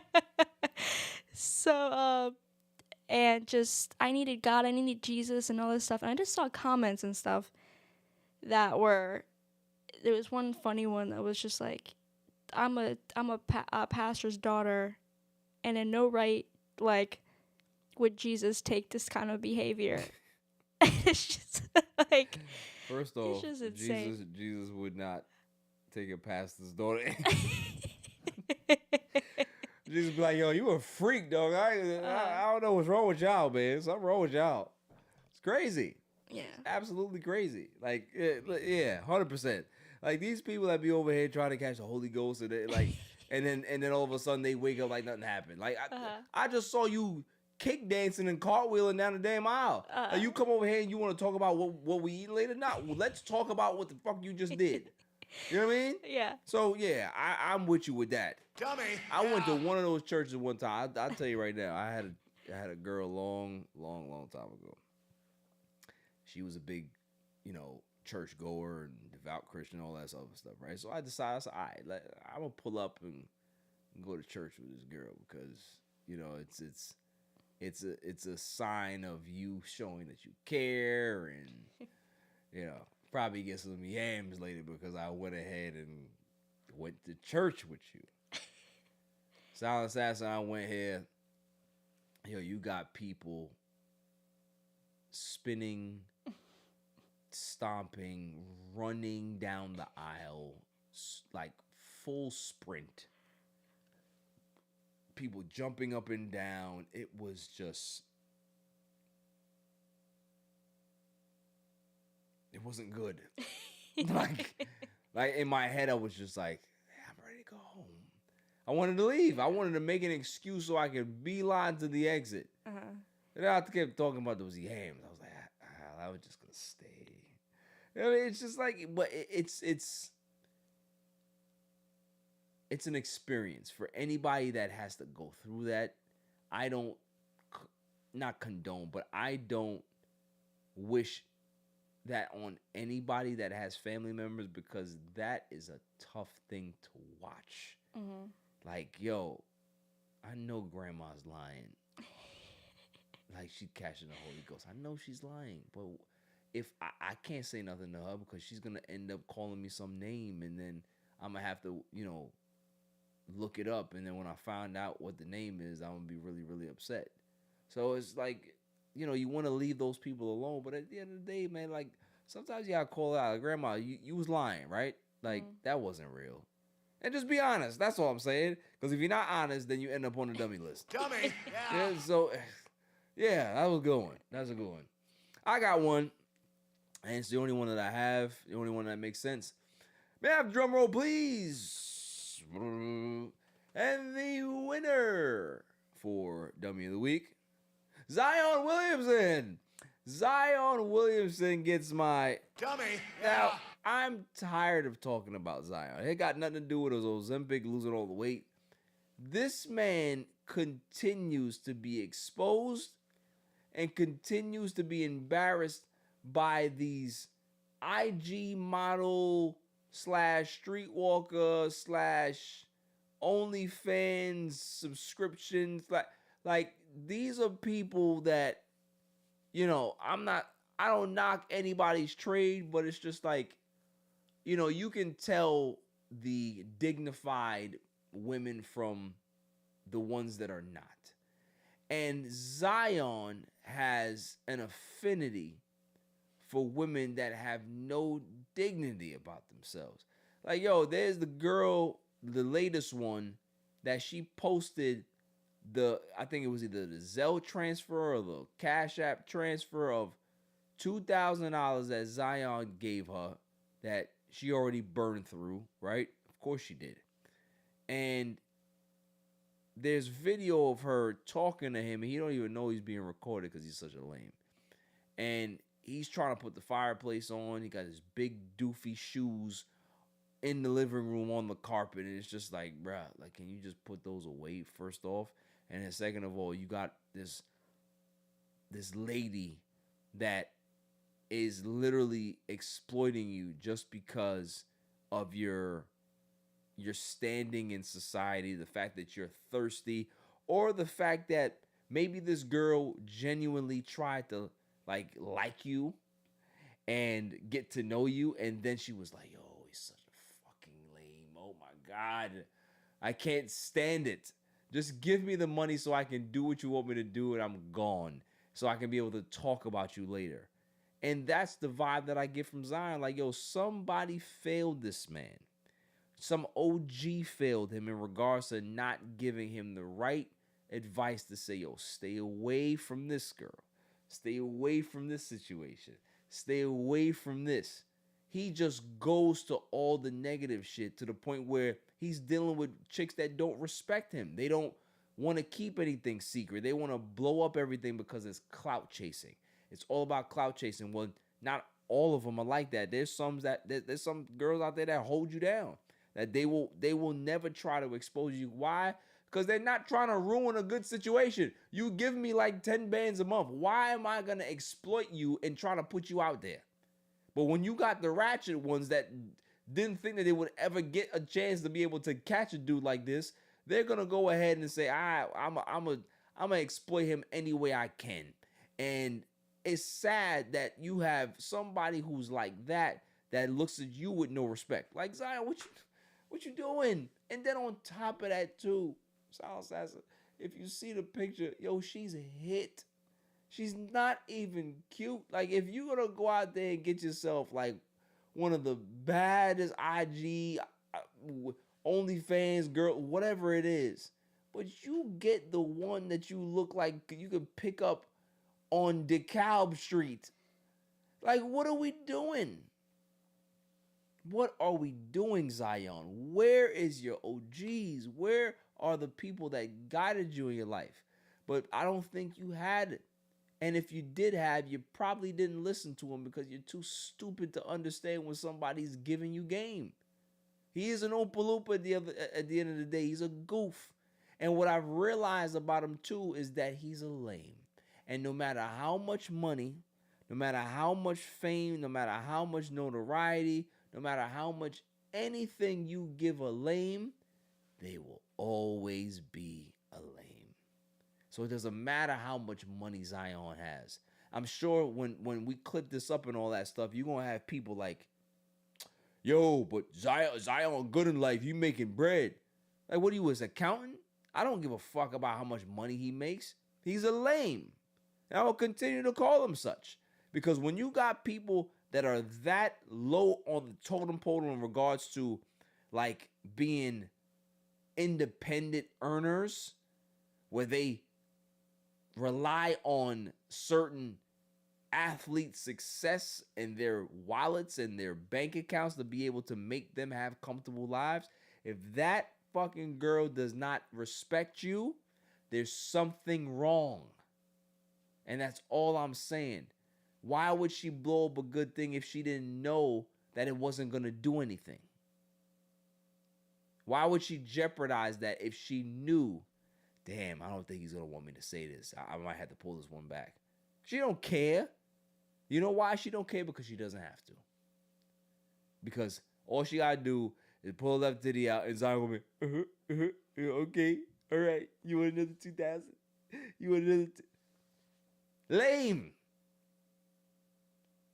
You might as well go out there and just buy it. Just go out there and just buy it. Just don't do what you're doing. Just go on the street, go to Vegas. It's legal out there. Just do that. So that's my thing for Zion. Dummy, yeah. And a lame. I'm getting a lame button. Dummy, yeah. That's all for Dummy of the Week.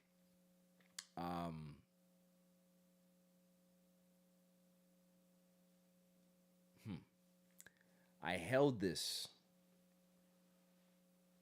for the end of the show, obviously. We are in a very, very sensitive period in our time, in our history, where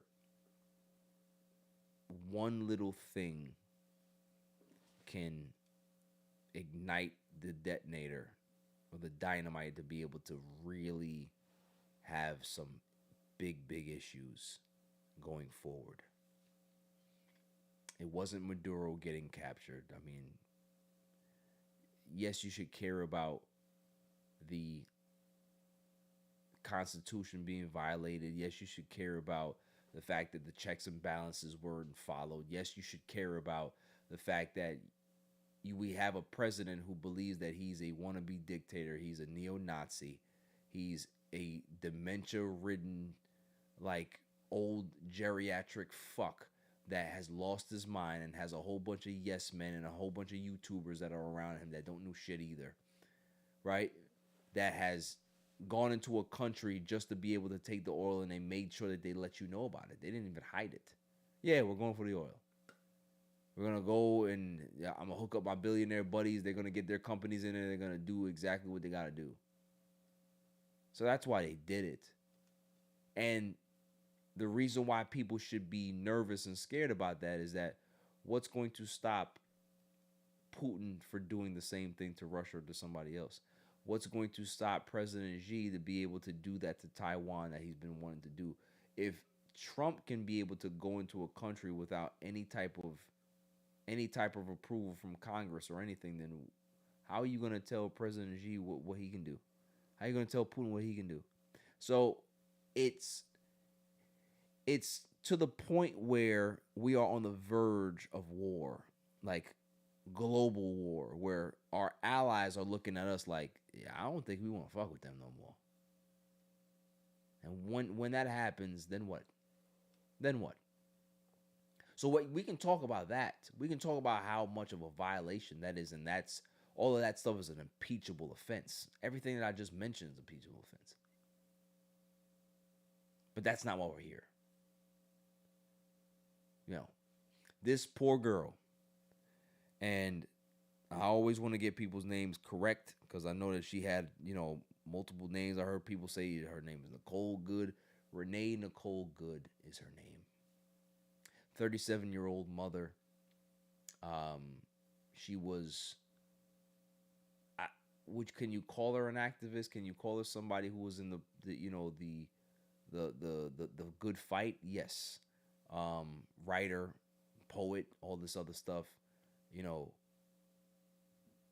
If you look at the footage, she was waving the ICE agents to be able to pass her. She was waving people by, telling them to pass, and all of a sudden, they go ahead and she's backing up. They tell her to move, and she's trying to back up, and then they bum rush the car. They're trying to intimidate her to get out of the car, and you got to remember, she's a woman.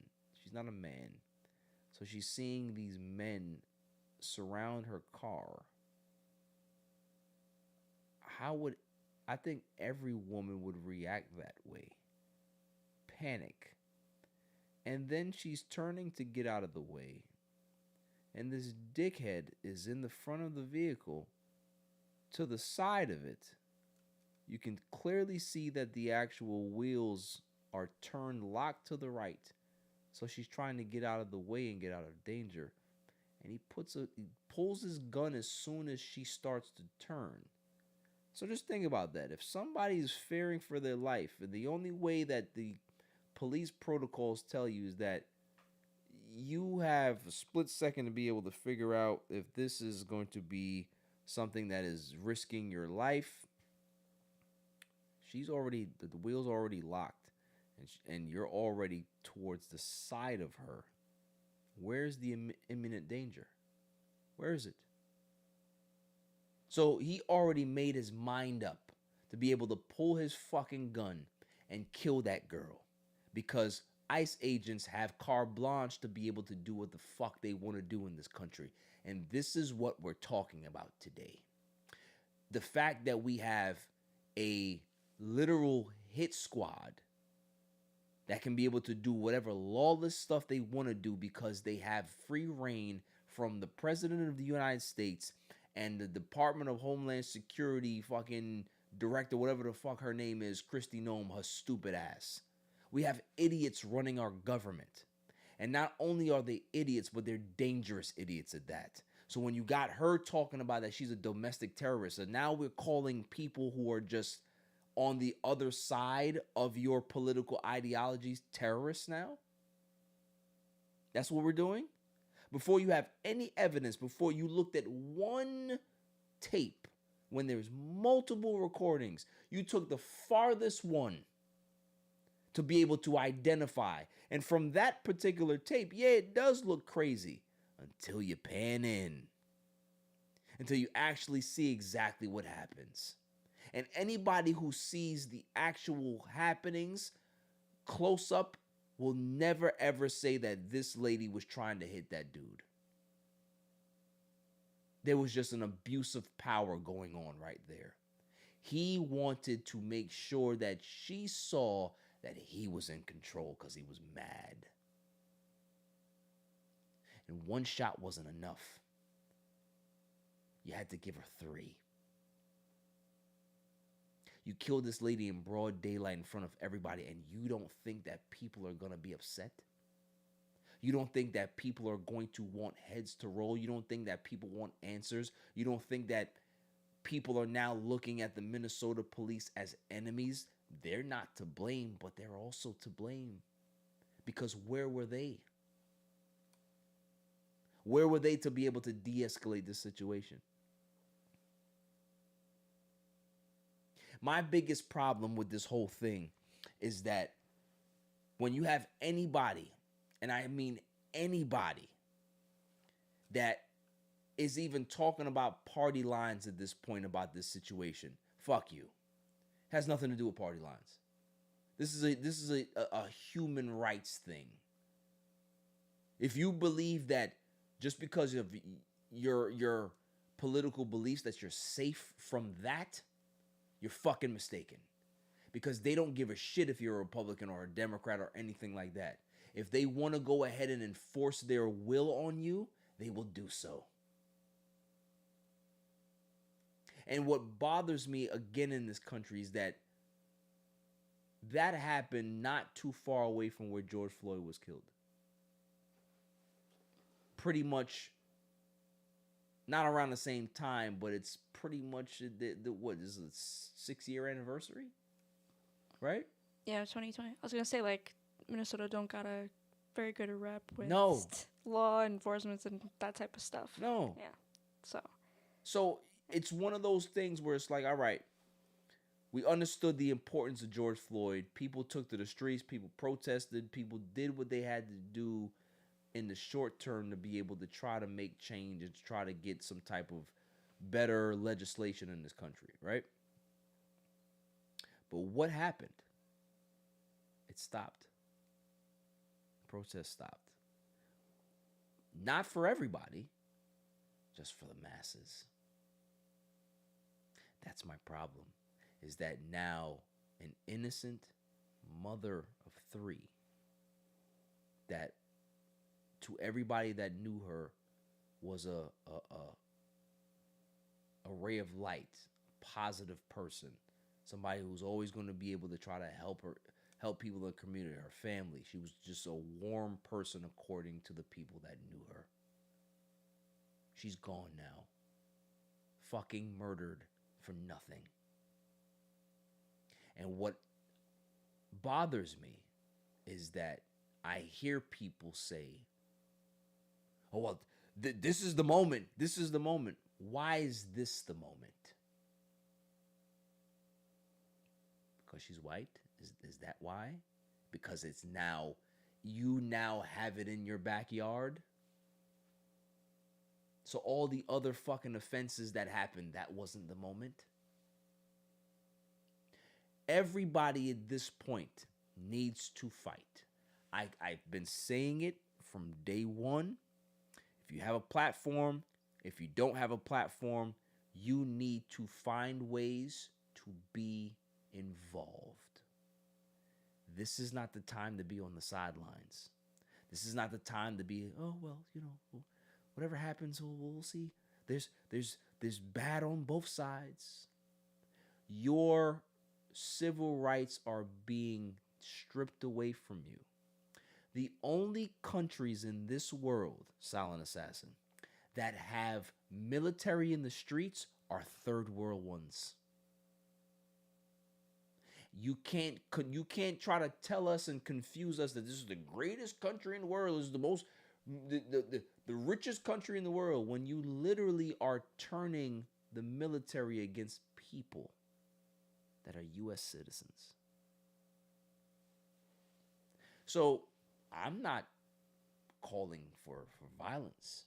I'm not even threatening nobody.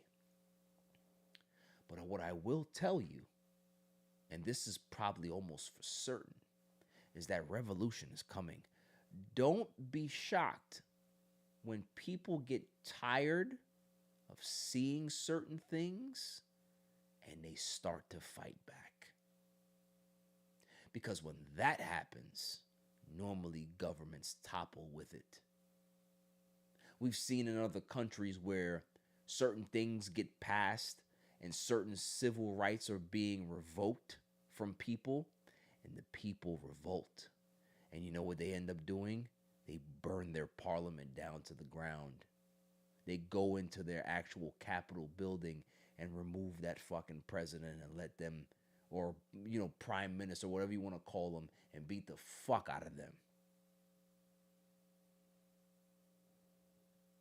We had somebody that was willing to try to have that done to lawmakers on January 6th, right? And yet he pardoned every single one of them. And we walk around here and we live our lives every day and we hear these fucking pundits every single day try to normalize this piece of shit. They try to normalize every single piece of shit person that's in this administration, from J.D. Vance to neo-Nazi Stephen Miller to every single one of them. Let's call a spade a spade. If you are not in this fight to make change, fuck you. If you don't realize what's going on around you, you need to wake up. Anybody with a brain knew this was happening. You know why? Because white nationalism and Christian nationalism has always been in the forefront of this country. I keep trying to tell people that they don't care about black and brown history. They only want their own. For a group of people that have 71% of the population in regards to your majority, you're really starting to fear like you're the 10%. Why? Why is that? Fear. Fear of being non-existent, of not having the control. So what do? You go ahead and you start turning people on themselves. You start trying to convince people that God has chosen you as the special people to be able to stay here, and those other people are the throwaways. Show me where it says that in the Bible. Show me where it says being racist and being a bigot and being a nationalist and being a part of the Ku Klux Klan. Show me where that's in the Bible. And if it is, then maybe we shouldn't be paying attention to that book either. We talking real today. That lady should still be here. She should still be with her kids. She didn't do anything wrong. She wasn't being an agitator. But because you have people in this world that are given carte blanche to be able to harm American citizens. And the sad part about this is that you have people that are on the right, on the Republican side that are going to turn a blind eye to this shit just because they're scared and they want to keep power. So instead of standing up and doing what's right and removing this old fuck and putting everybody else that deserves to be in jail where they belong, we won't get that. I don't know what type of justice we'll get for Renee Nicole. I don't know. I don't have any confidence based on what we've seen. But what I can tell you is that karma's a hell of a thing. You see that police officer, I'm not even going to call him a police officer because he's not a police officer. That agent that shot that lady, there's going to be a time in his life where he's no longer working for ICE. There's going to be a time in his life where he is settled down with his family.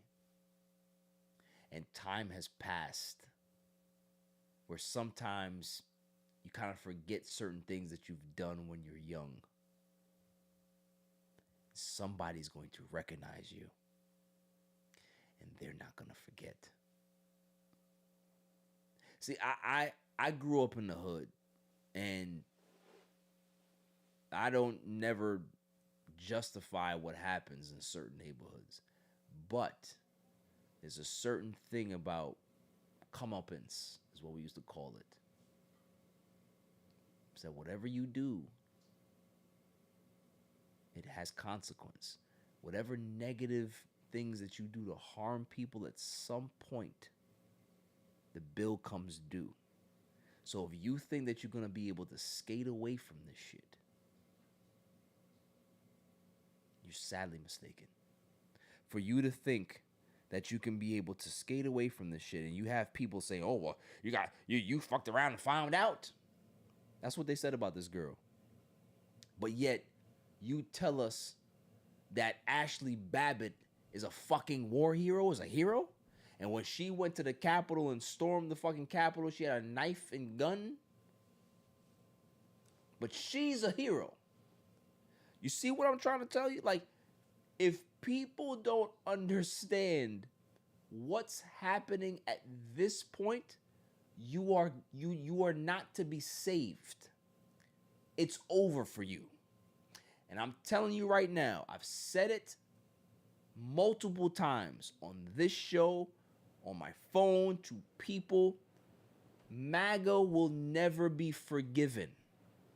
I don't care if you are a MAGA supporter and you go ahead and see the light, and no, there will never be forgiveness for that side. Never. For what damage you've done to this country, and it might be irreparable damage, there will never be grace for y'all. Never. For the Republicans, for the conservatives that went along with this shit, that put this motherfucker here, there will never be any forgiveness for you either. We are in a situation that we've never been in, and it's all thanks to greed, bigotry, racism, nationalism, and these billionaire classes that want to keep people down and poor while they continue to rape and pillage this country for all the money that they have. And you have idiots that have been living in this country, in the Midwest or wherever they're at. They've been voting red their whole life and don't realize that these tech billionaire people are coming in and they're robbing you blind. And you're fine with it because you idolize billionaires, because maybe in your crazy, stupid mind, you think you're going to be a billionaire one day. I have news for you. You won't. Because if you're worried about migrants taking your jobs, you can forget about being a billionaire. So you have Zoran Mamdani's, you have, other guys like Plattner in other states. There's an uprising coming. It's starting. And I'm just telling everybody that if you're not paying attention and if you're not on the right side of history, History is going to slap you in the face, and it's going to make you humble after a while. All of these people have to answer to somebody at some point. Death is too good for Donald Trump. I tell people all the time, I want a slow cook for him. I want you to be the dementia-riddled old fuck that you don't know up from down, and you keep shitting on yourself. That's what I want for you. For Kristi Noem, I want to make sure that people remember you in this stage. You're calling this lady a national terrorist or whatever it is, because you get no grace to be able to come back down. Stay there. For JD Vance, Mascara Boy, go fuck yourself. Like, there's so many people on this list. For MAGA supporters, for the conspiracy theorists, for these young 18-year-olds that idolize Nick Fuentes and all these other guys. Go fuck yourselves. They always said, and I'll end with this, that the revolution won't be televised. You won't see it coming. Nobody's going to come here and sit on a podcast and tell you, this is the date, this is the time, this is the location of when the revolution is coming. But I can promise you, people are a lot more resilient than what you think. And just because you beat them down and you continuously try to think that you've won, history repeats itself. So, continue. But what I want people to do is fight. Make sure that you pay attention to what's going on. You protect your community. You protect your fellow neighbors. You protect your friends. You protect your family.